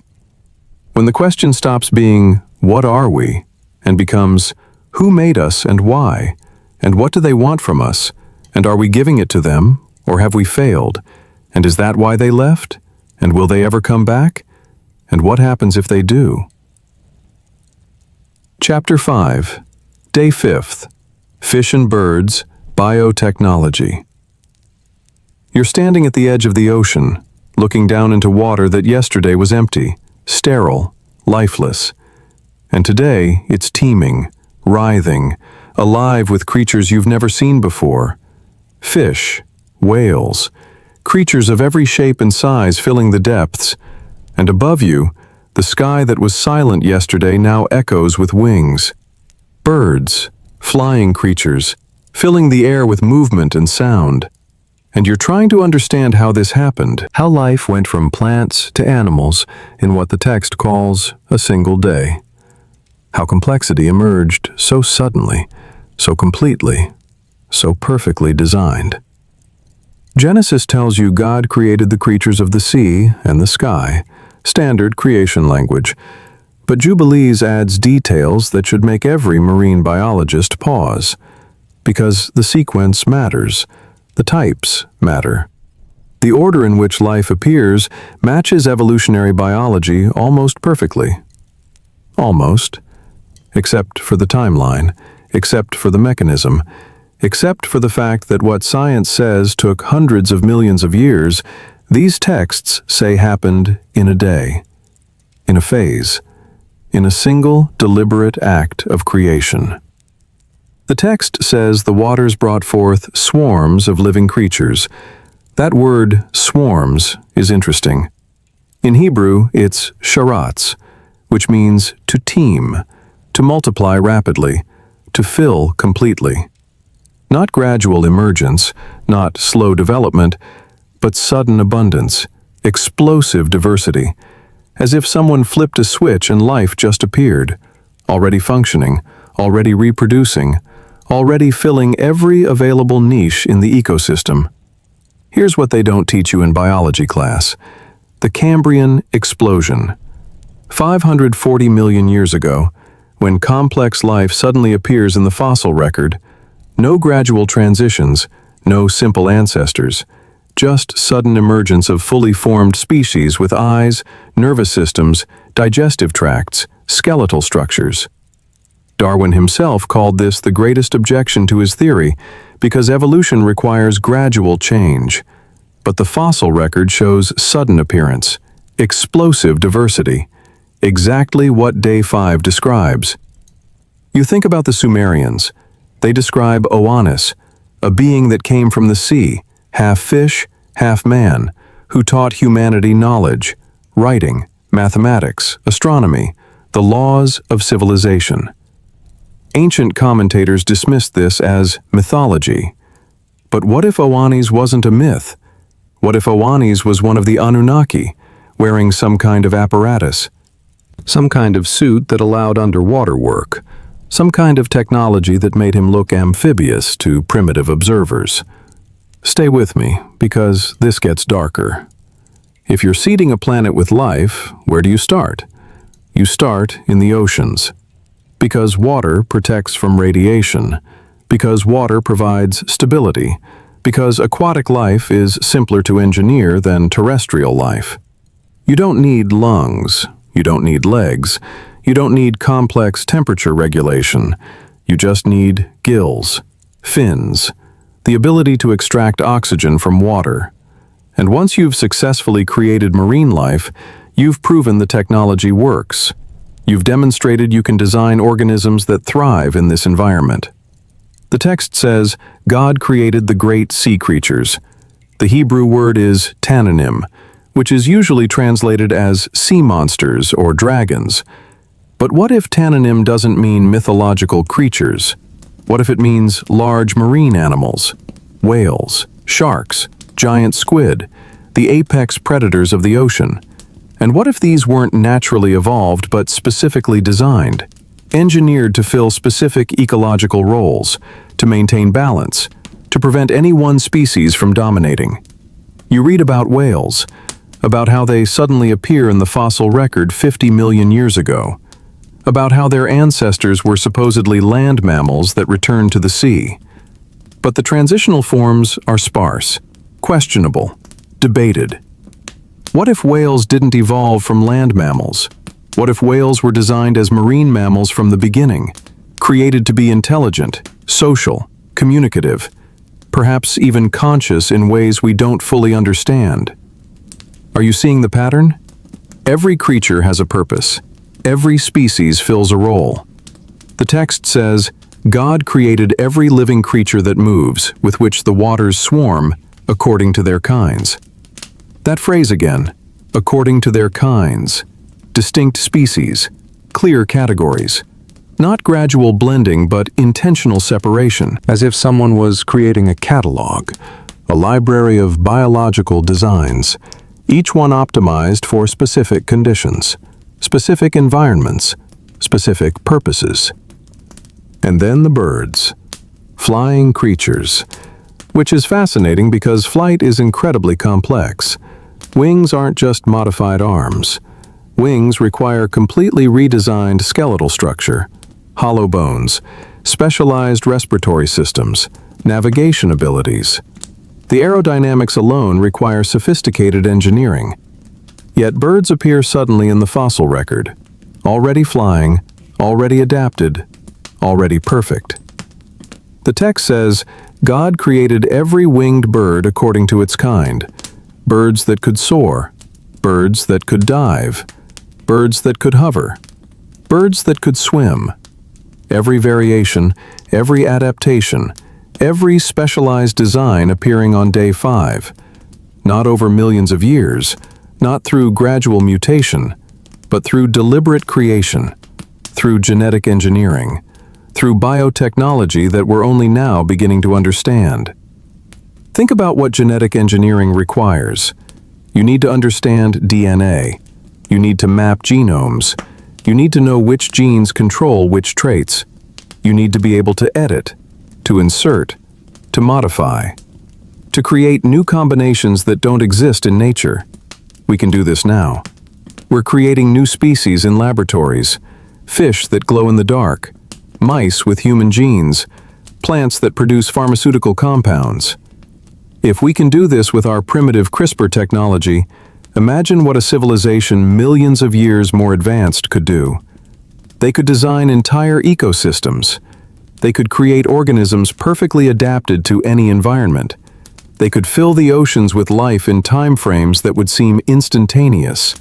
They could seed the skies with wings, could populate the depths with scales and fins, could establish food chains, predator-prey relationships, symbiotic partnerships, all according to a master plan, all building toward a specific goal: the creation of a living planet, a biosphere capable of supporting the final experiment, the creation of intelligent life, the creation of us. Let me ask you something. Have you ever wondered why dolphins and whales are so intelligent? Why they have complex languages, social structures? Why they seem to communicate in ways we can't fully decode? What if they weren't meant for us to understand? What if they were meant to communicate with their creators? What if cetaceans are monitoring stations, biological sensors placed in the oceans to track conditions, to report back, to maintain data that the Anunnaki would need if they ever returned? You feel a chill run down your spine, because if that's true, if dolphins and whales are engineered intelligence, then killing them isn't just environmentally destructive, it's destroying equipment. It's damaging technology that doesn't belong to us, that was placed here for purposes we don't understand, by beings who might not appreciate us dismantling their planetary monitoring system. The Sumerians understood this. They treated certain animals as sacred, not because they worshipped animals, but because they recognized that certain creatures were special, were different, were connected to the gods in ways that regular animals weren't. And maybe they were right. Maybe some species are designed to be more than food or resources. Maybe some species are meant to be observers, reporters, links between the created world and the creators. Here's what keeps you awake at night. The text says, God blessed them, said, be fruitful and multiply, and fill the waters and let birds multiply on the earth. That blessing, that command to reproduce, suggests intention, suggests that the creators wanted these species to spread, to establish themselves, to become permanent parts of the ecosystem, not temporary experiments, not failed prototypes, but successful designs meant to endure. And they did endure. Fish have been around for 500 million years, birds for 150 million years. Despite ice ages, despite asteroid impacts, despite mass extinctions that wiped out 90% of species, the basic designs survived. The core blueprints remained viable, as if they were engineered with redundancy, with resilience, with the ability to adapt and persist regardless of environmental changes. You walk along the beach. You watch seagulls wheeling overhead. You see fish jumping in the shallows, and you try to see them differently. not as products of random mutation and natural selection, but as designed organisms, as biological machines created for specific purposes. And suddenly, they look different. The precision of their movements, the efficiency of their designs, the perfect adaptation to their environments. It all seems too good, too perfect, too intentional to be accidental. The text says this all happened on day 5, after the land was prepared, after the plants were established, after the atmosphere was stabilized, after time itself was calibrated. Every step building on previous steps, every layer depending on the layers beneath. You can't have fish without water, can't have birds without air, can't have complex animals without plants to eat. The sequence is perfect. The timing is exact. The progression is logical.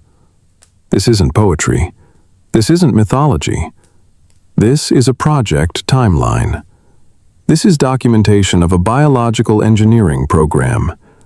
And whoever wrote this documentation understood the order, understood the dependencies, understood that you build from simple to complex, from foundation to structure, from plants to animals, from ocean to sky, from preparation to implementation. And day 6 is coming, the day that changes everything, the day when land animals appear, when creatures walk on the dry ground that was raised on day 3, when mammals emerge, when complexity reaches its peak, and when, at the end of that day, humanity enters the story. Not through evolution, not through natural selection, but through direct creation, through genetic engineering, through the mixing of terrestrial biology with something else, something divine, something Anunnaki, something that would make us different from every other creature, that would give us consciousness, language, the ability to ask why, the ability to understand that we were made, and to wonder who made us. You feel the weight of tomorrow pressing on you, because day 6 isn't just about animals. Day 6 is about us, about the moment when dust became flesh, when clay became consciousness, when the Anunnaki looked at everything they had created and decided it was time. Time for the final experiment. Time to create beings in their image. Beings who could work, who could build, who could serve, and eventually who could inherit, who could become like them, who could join them among the stars. But first, before we get to humanity, we need to see the land filled with life. We need to see the mammals emerge, the creatures that breathe air but walk on Earth, the warm-blooded animals that would provide the biological template for human creation. Because humans weren't made from nothing. Humans were made from something. From dust, the texts say. But maybe dust means biological material. Maybe dust means the genetic templates that already existed, the successful designs that had been tested in animals. The blueprints that just needed one final modification, one crucial addition, one divine spark that would transform animal into human, creature into creator, biology into consciousness. And that transformation, that moment, that's what day 6 is about. That's what the entire creation sequence has been building toward. 6 days of preparation, 6 phases of engineering, 6 stages of planetary development, all leading to one moment, one creation, one being that would be different from everything else, that would be made in the image of the gods, in the image of the Anunnaki, in the image of those who came from the sky and decided to make something in their likeness, something that could think like them, choose like them, create like them, and eventually, perhaps, return to the stars like them. Are you ready to see what happened when the gods decided to make us? When Enki mixed his blood with clay, when the breath of life was breathed into nostrils, when Adam opened his eyes for the first time and saw not earth, but Eden, not wilderness, but garden, not accident, but design, not evolution, but creation, and understood, perhaps in that first moment of consciousness, that he was made, that he was designed, that he was purposed, and that his purpose, our purpose, was about to be revealed.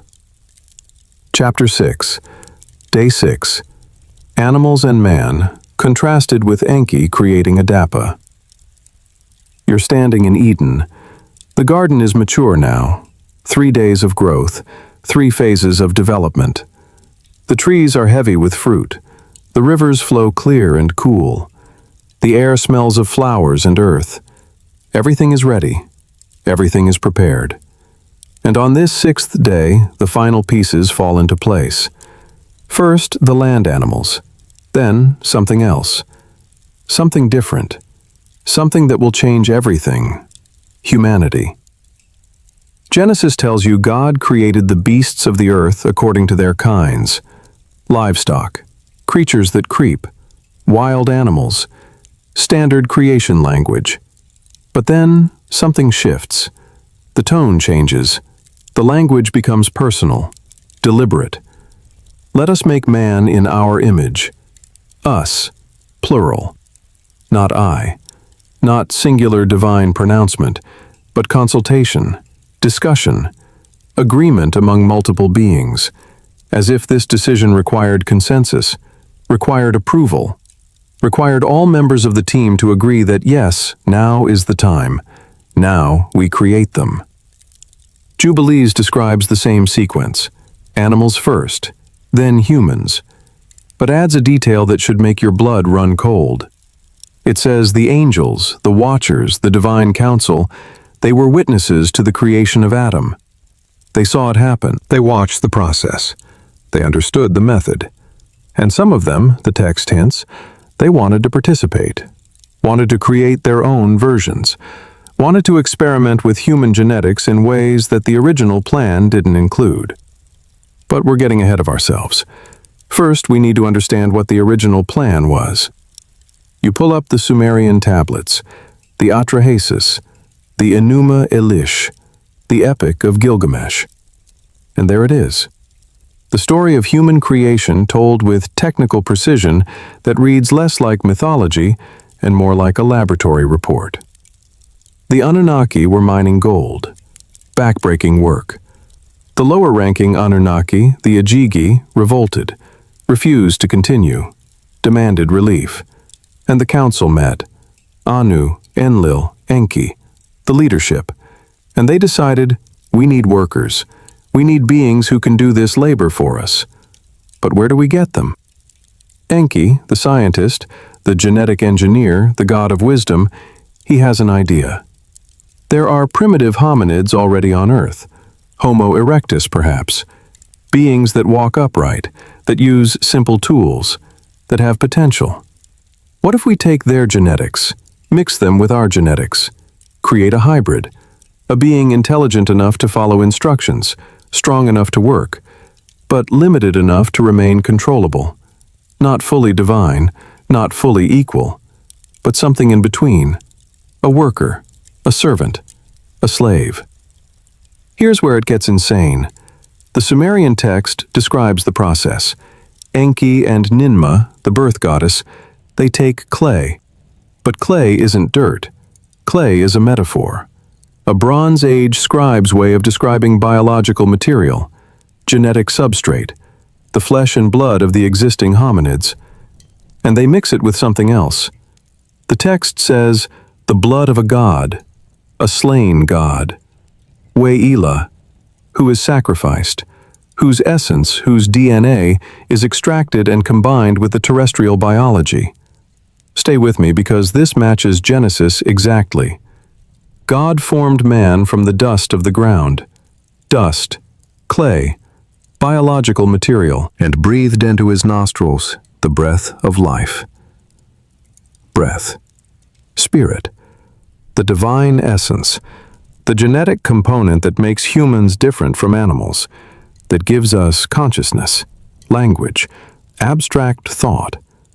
the image of God, the DNA of the Anunnaki. Two texts, different cultures, same process. Terrestrial biology plus extraterrestrial genetics equals humanity. The Sumerian text continues. The first attempts fail.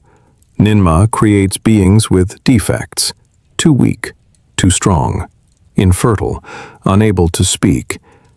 Enki has to intervene, has to refine the process, has to get the genetic ratios correct. Too much Anunnaki DNA and the beings are too independent, too intelligent. Too much hominid DNA and they're too primitive, too animalistic. The balance has to be perfect. And after multiple attempts, they succeed. They create Adamu, the first human, the prototype, the template from which all others will be made. Genesis describes the same refinement. Adam is created, but he's alone. It's not good for man to be alone. God creates animals, parades them before Adam. Adam names them. But none are suitable companions, none are like him. So God creates Eve, from Adam's rib, from his side, from his genetic material.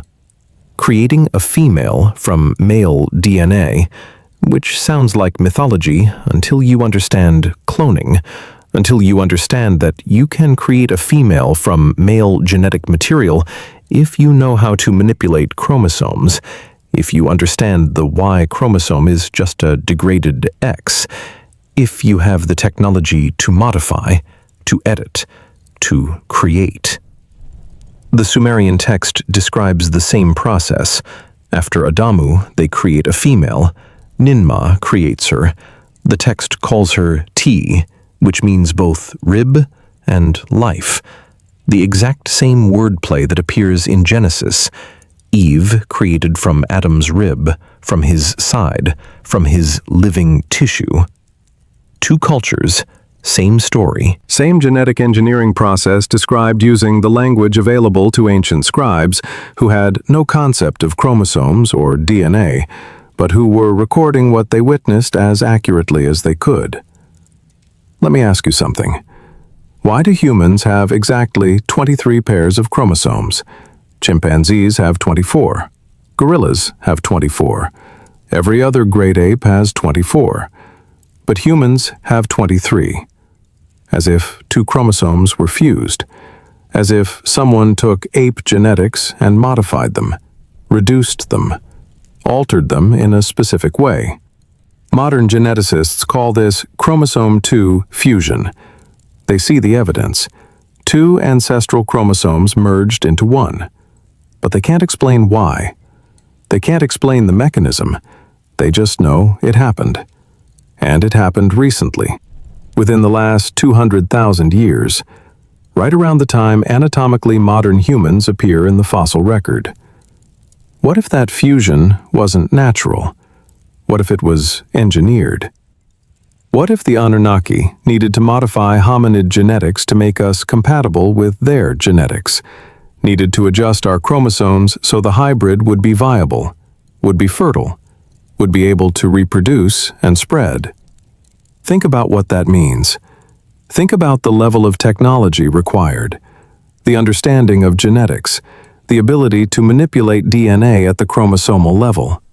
We can barely do this now, with all our modern science, with CRISPR and gene editing, and we still make mistakes, still create failed experiments, still struggle to get it right.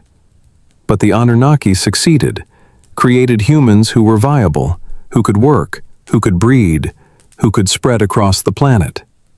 The text says, "Be fruitful and multiply. Fill the earth and subdue it."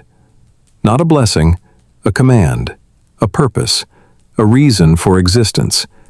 You were made to work, to serve, to manage the planet on behalf of your creators. That's what subdue means. That's what dominion means. You're caretakers, managers, workers in the garden that the Anunnaki planted, and you're doing exactly what you were designed to do. You feel something breaking inside, something you've believed your whole life. The idea that humans evolved naturally, that we're the product of random mutation and natural selection, that we're accidents of biology. Because what these texts are describing isn't evolution, it's creation, direct intervention. Genetic engineering by beings who understood biology at a level we're only beginning to reach. Beings who could look at primitive hominids and see potential, could envision what those hominids could become if their genetics were upgraded, enhanced, mixed with something divine. Here's what terrifies you.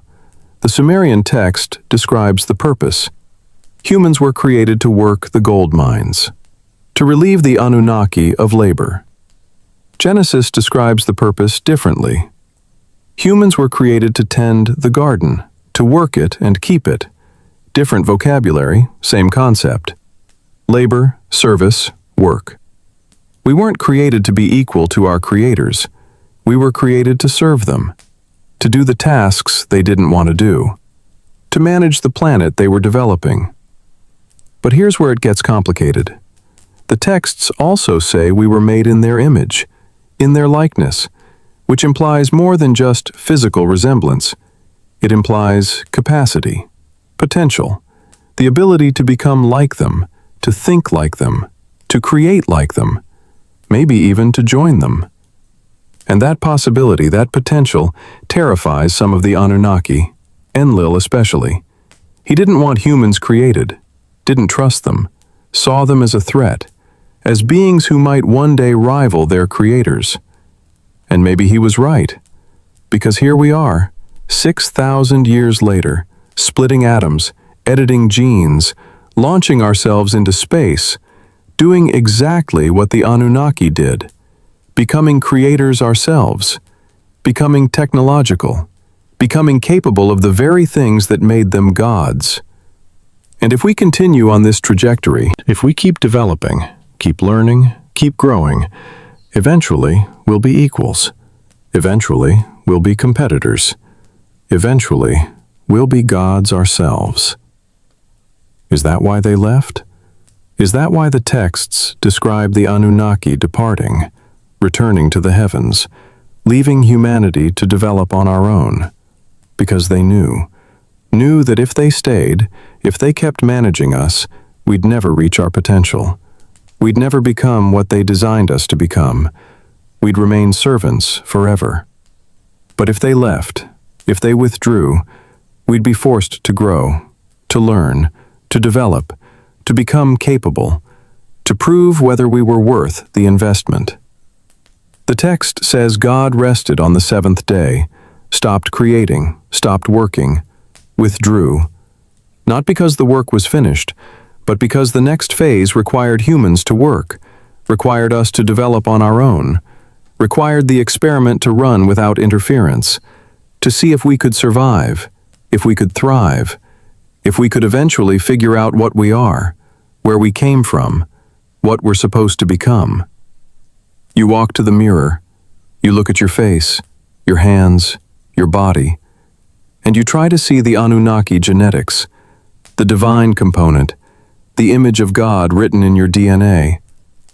Modern science can map your genome, can read the 3 billion base pairs, can identify genes and their functions, but they can't tell you why you're conscious, why you can contemplate your own existence, why you can ask questions about meaning and purpose, why you're different from every other species on Earth. Maybe the answer is in the mixing, in the hybrid nature of your genetics.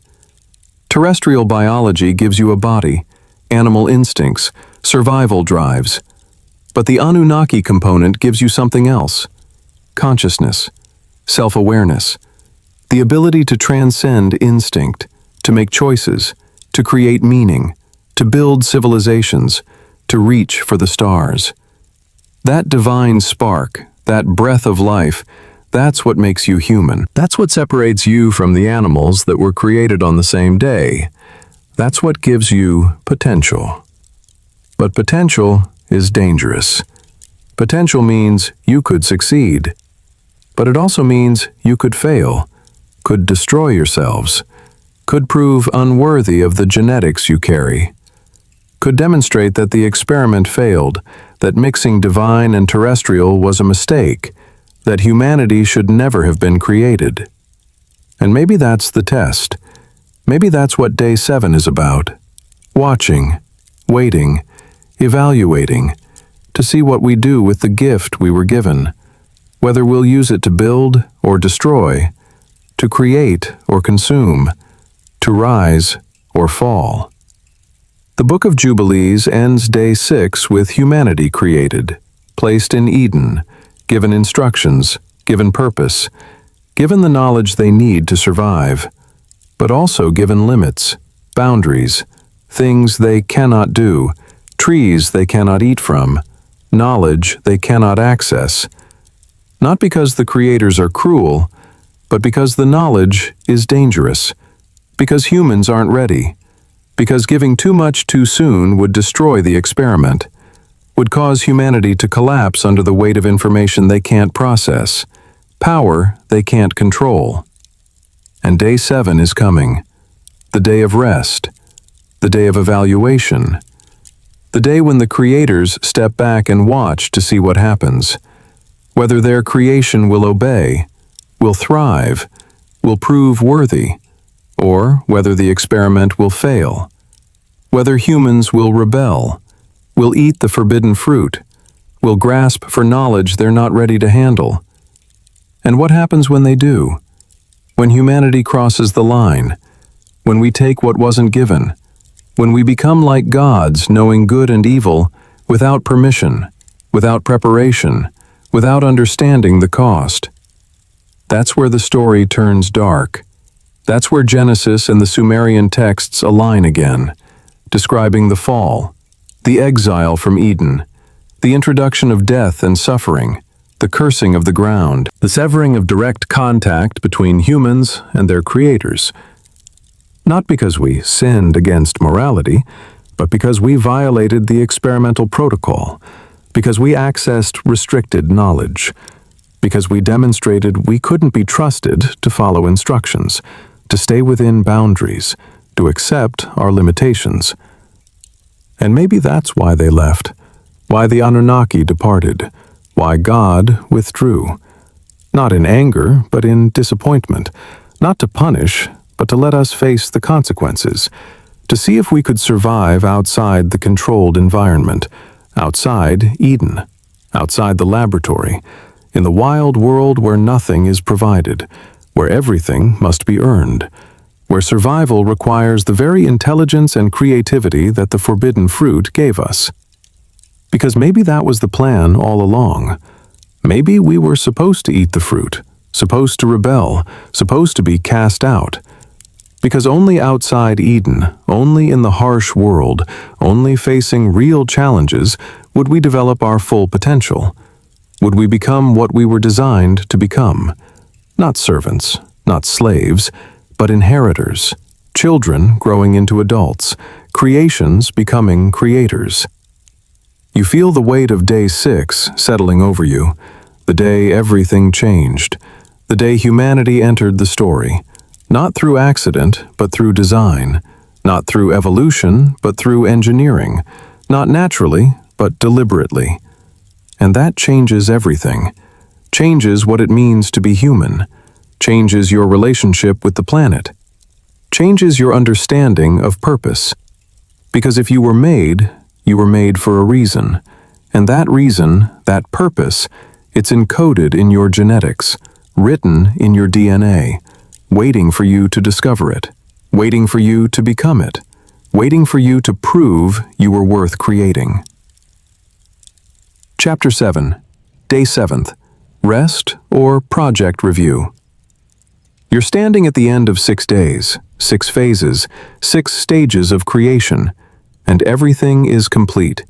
The foundations are laid, the atmosphere is stable, the land is raised, the calendar is set. The oceans teem with life. The skies fill with wings. The earth crawls with animals. And in the garden, 2 humans, Adam and Eve, fresh from the laboratory, walking in the cool of the day, speaking with their creators, living in paradise.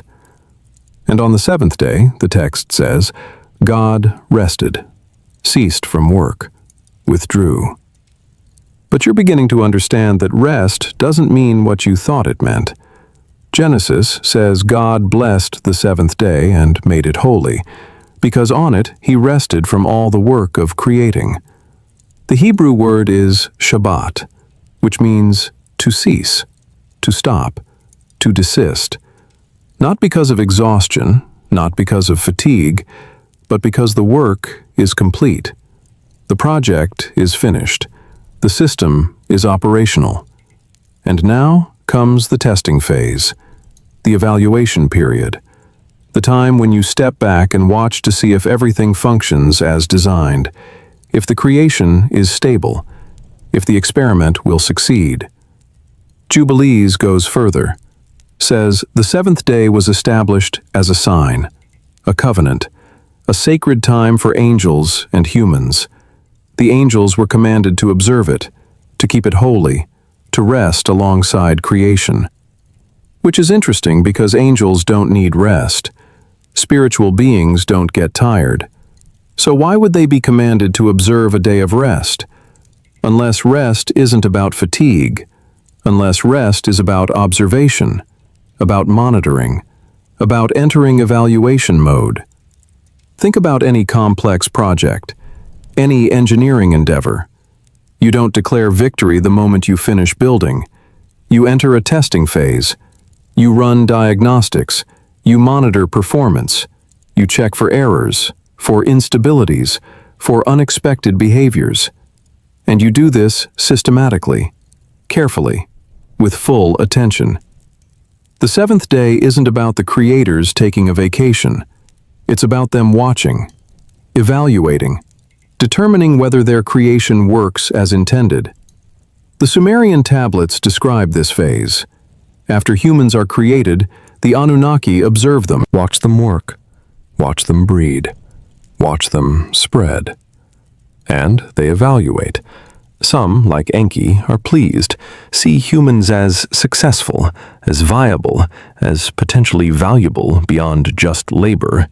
Others, like Enlil, are suspicious, see humans as dangerous, as potentially rebellious, as beings who might one day threaten their creators. The council is divided.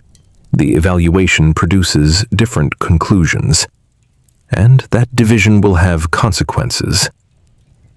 Here's what they don't tell you in Sunday school.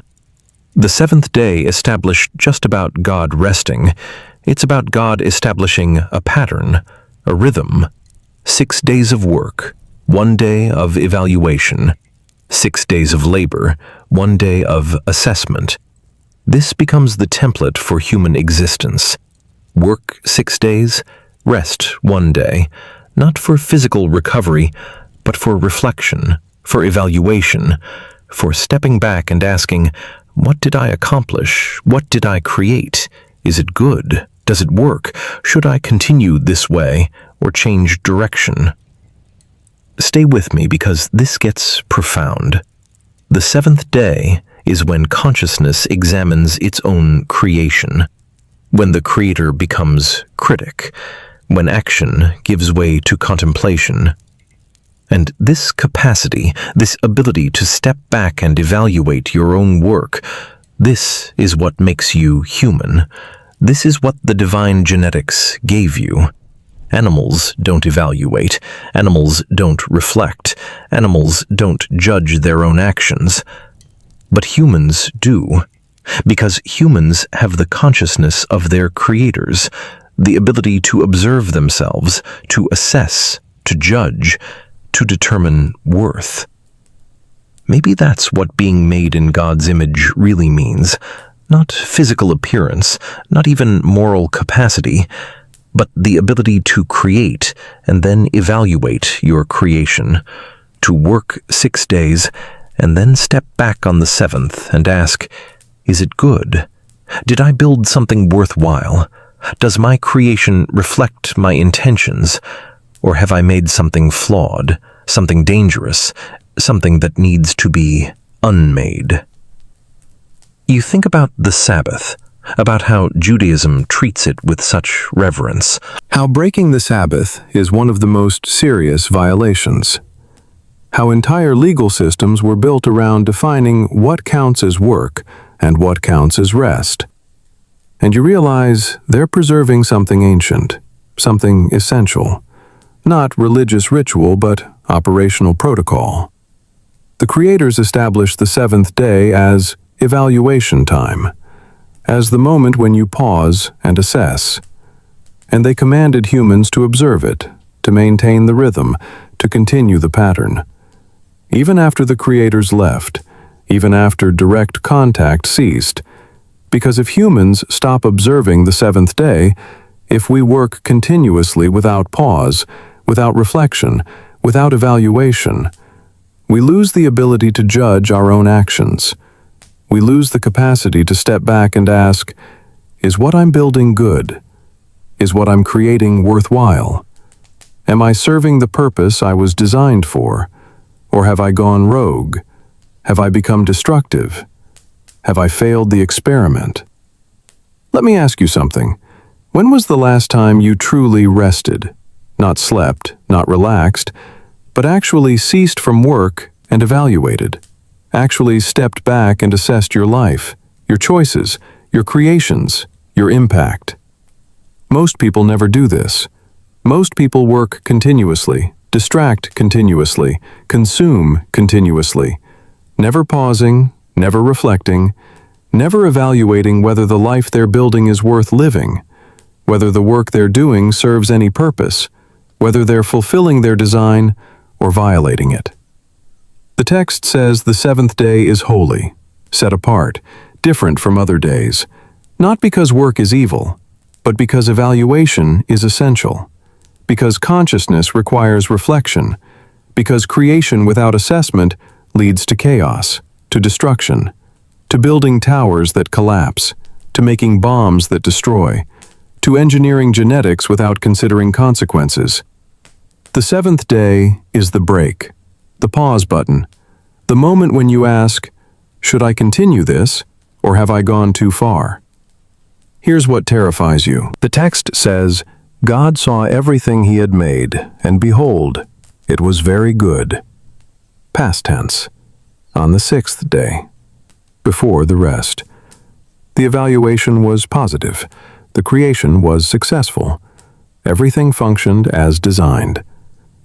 But then humans ate the fruit, violated the protocol, accessed restricted knowledge, and suddenly the evaluation changes. Suddenly paradise is lost. Suddenly humanity is exiled. Suddenly death enters the world. Not because God changed his mind, but because humanity's behavior altered the results.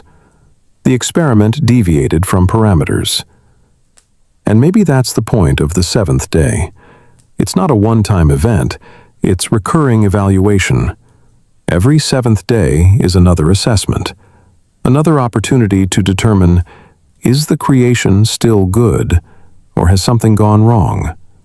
Is the experiment succeeding, or is it failing? Should we continue, or should we intervene? Should we let it run, or should we reset? The Sumerian tablets describe multiple interventions. The Anunnaki don't just create and leave. They monitor. They evaluate.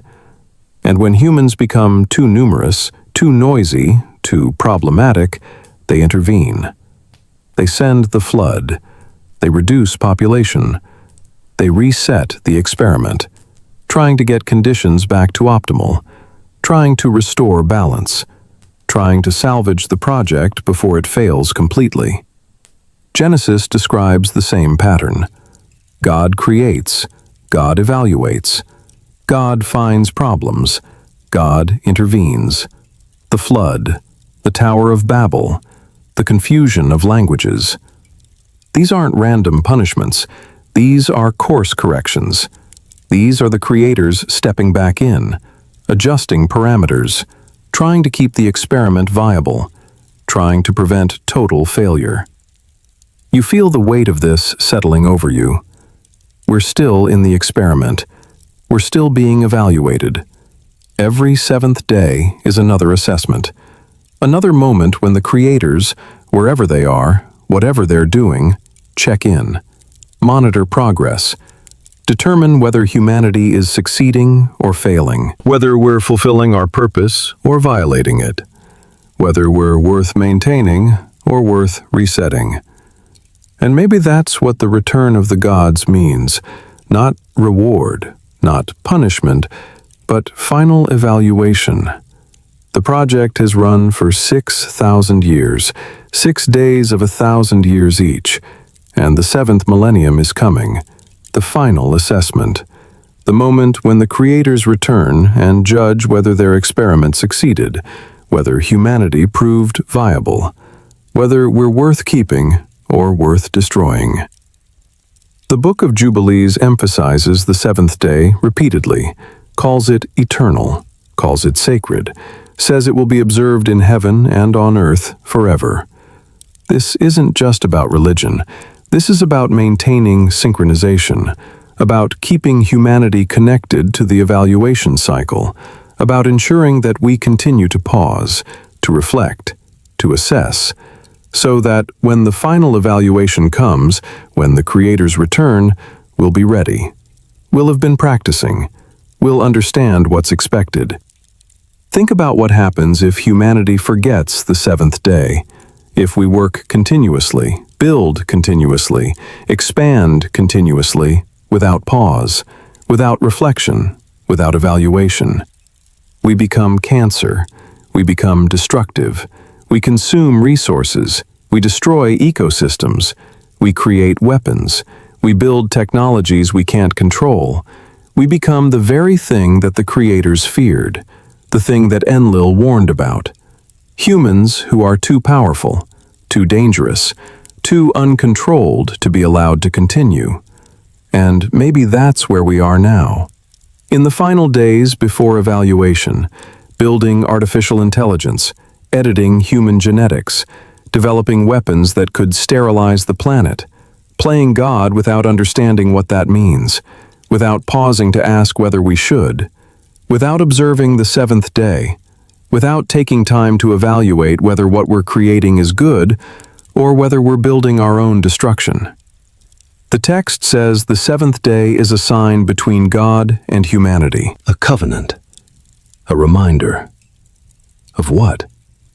That we're created, that we're designed, that we're part of a project, that we're being watched, being evaluated, being judged.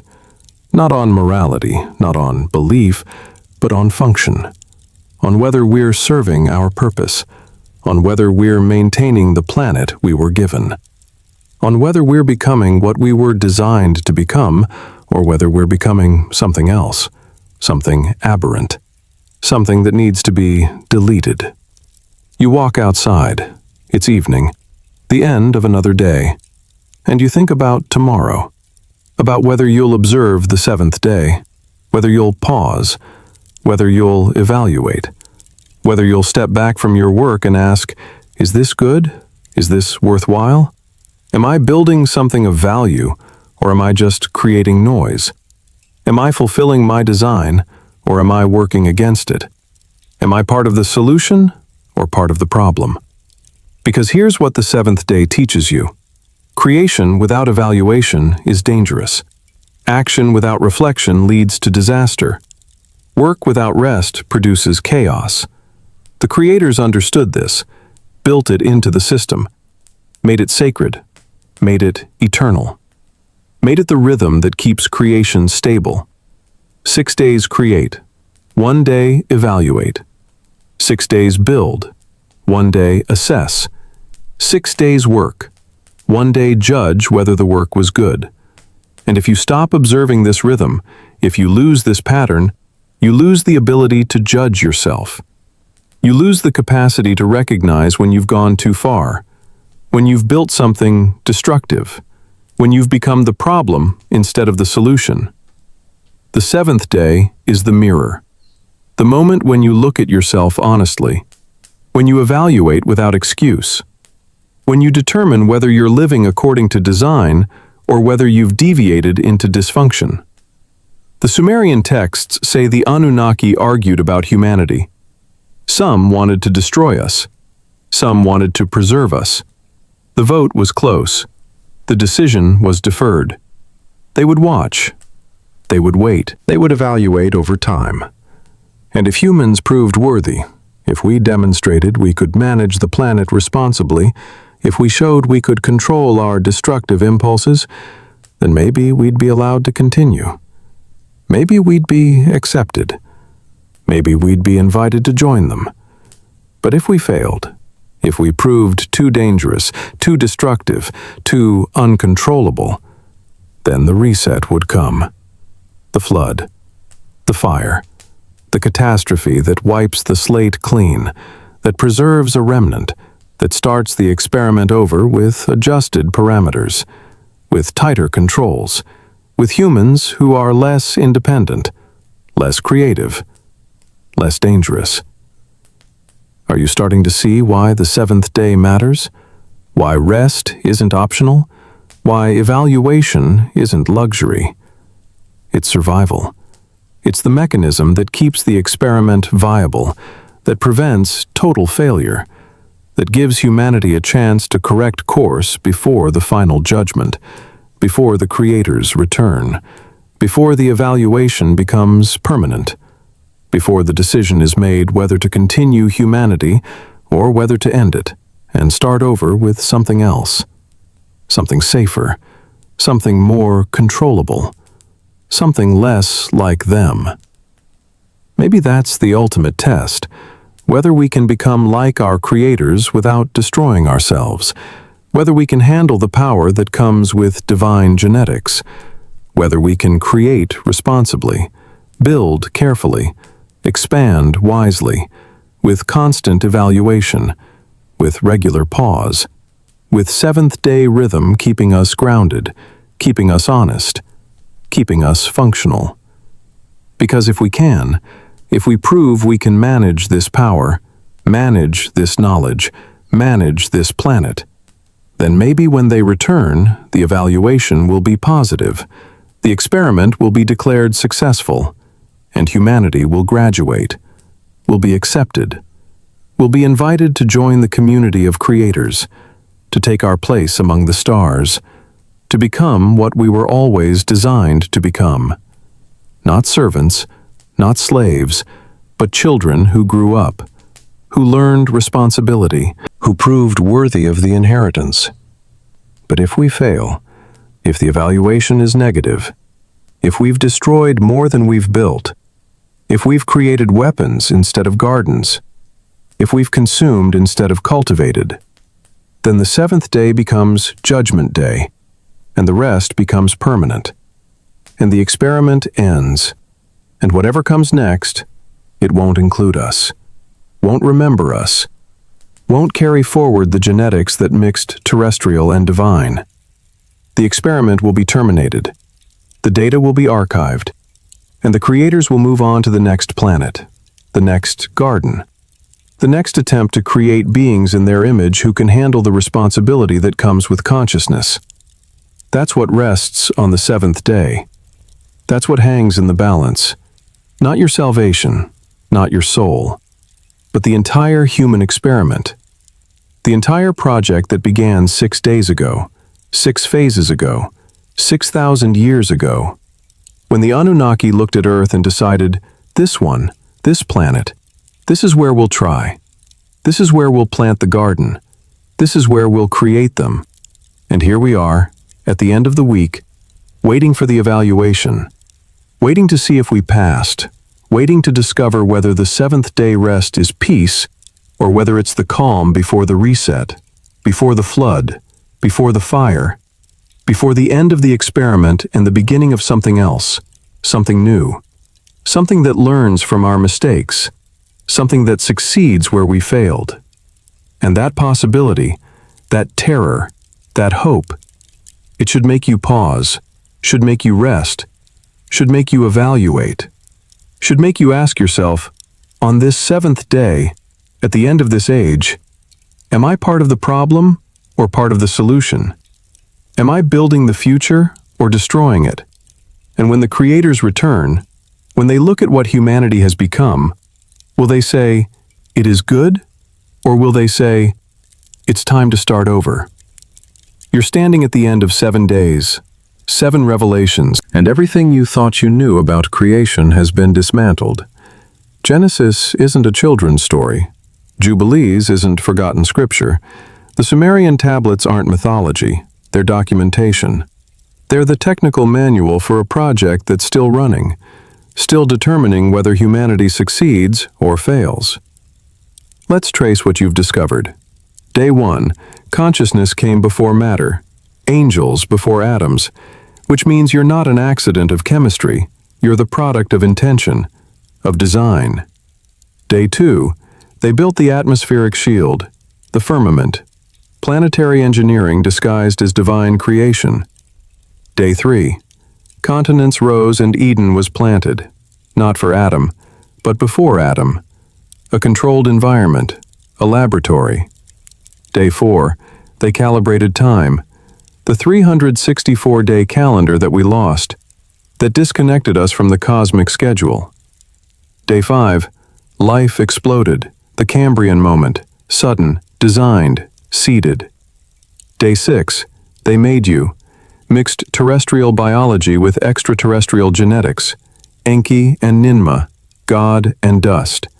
Same process, different words. Day 7, they stepped back, evaluated. And the evaluation continues, every 7th day, every millennium, waiting to see if we're worthy. Here's what this means. You're not random. You're designed. You're engineered. Created by beings who understood genetics, planetary science, atmospheric engineering, and consciousness itself. Beings we call gods, beings the Sumerians called Anunnaki. And they didn't disappear. They withdrew, gave humanity space to develop, to mature, to prove ourselves. But they're watching, evaluating, waiting to see what we become. If you destroy the planet, you prove Enlil right. Humans are too dangerous.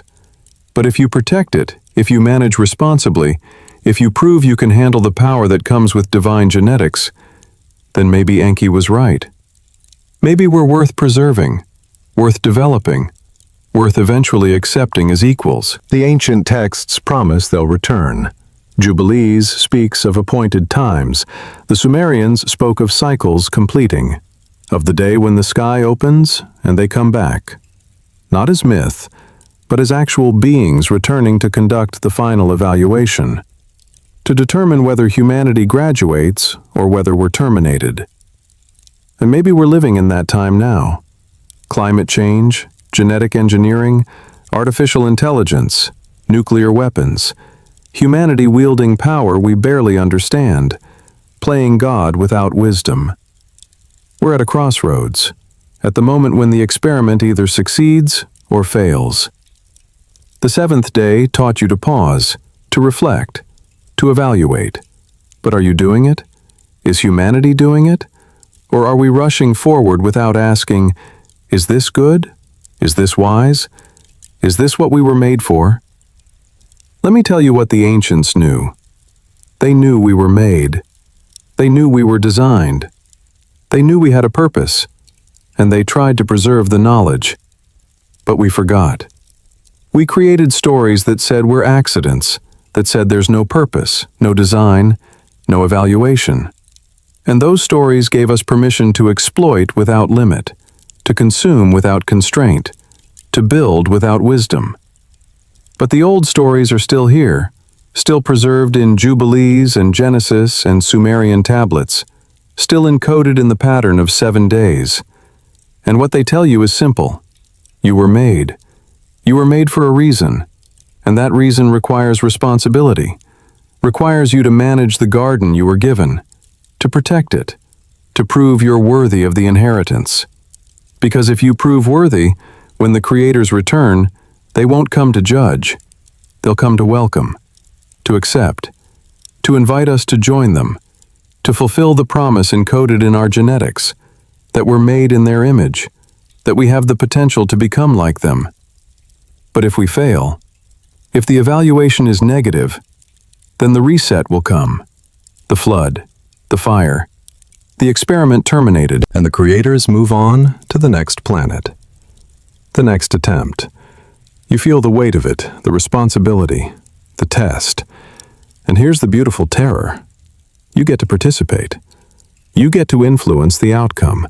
Every choice you make, every action you take, it all contributes. It all matters. You're not a passive observer. You're an active participant whose behavior determines whether the experiment continues. So what will you do? Will you live as if you're an accident, or will you live as if you're designed? Will you consume or create? Will you destroy or protect? Will you prove Enlil right or Enki right? The choice is yours. The experiment is still running. The creators are watching. And the seventh day is coming. The final assessment. The moment when they return and ask, is it good? Should it continue? Or should we start over? If this resonates with you, if something inside you recognizes truth in these words, then do me a favor. Hit that like button right now. Let me know you're with me on this journey. Subscribe to this channel so you don't miss what comes next, because we've only scratched the surface. We've only uncovered the first layer of this ancient mystery. And speaking of what comes next, there's something we need to talk about, something the texts have been hinting at all along. Eden, that perfect garden planted on day 3, that controlled environment where humanity was made. We've been told it's a metaphor, a spiritual concept. But what if it's not? What if Eden was real? What if it was a physical place? Not just a garden, but a facility, a research station, an ancient laboratory where the Anunnaki conducted their genetic experiments. In the next episode, we're going deep into Eden. We're going to examine the archaeological evidence, the geographical clues, the technological implications. We're going to ask the question that changes everything. Was Eden a city, or was it a research station? And if it was a research station, is it still there? Can we find it? And what would we discover if we did? So save this video to your playlist, share it with someone who needs to see this, and I'll see you in the next episode, where we explore the garden that isn't what you think it is, where we uncover the laboratory that created you, where we finally answer the question, what really happened in Eden, and why were we cast out? And what are we supposed to do now that we're beginning to remember? Rest now. Breathe. And know that you're not an accident. You're a design. You're not random. You're purposed. You're not alone. You're watched. And everything depends on what you do with that knowledge. The evaluation is ongoing. The return is coming. And when it does, you'll be ready. Because now you know, now you understand, now you see the blueprint, and that changes everything.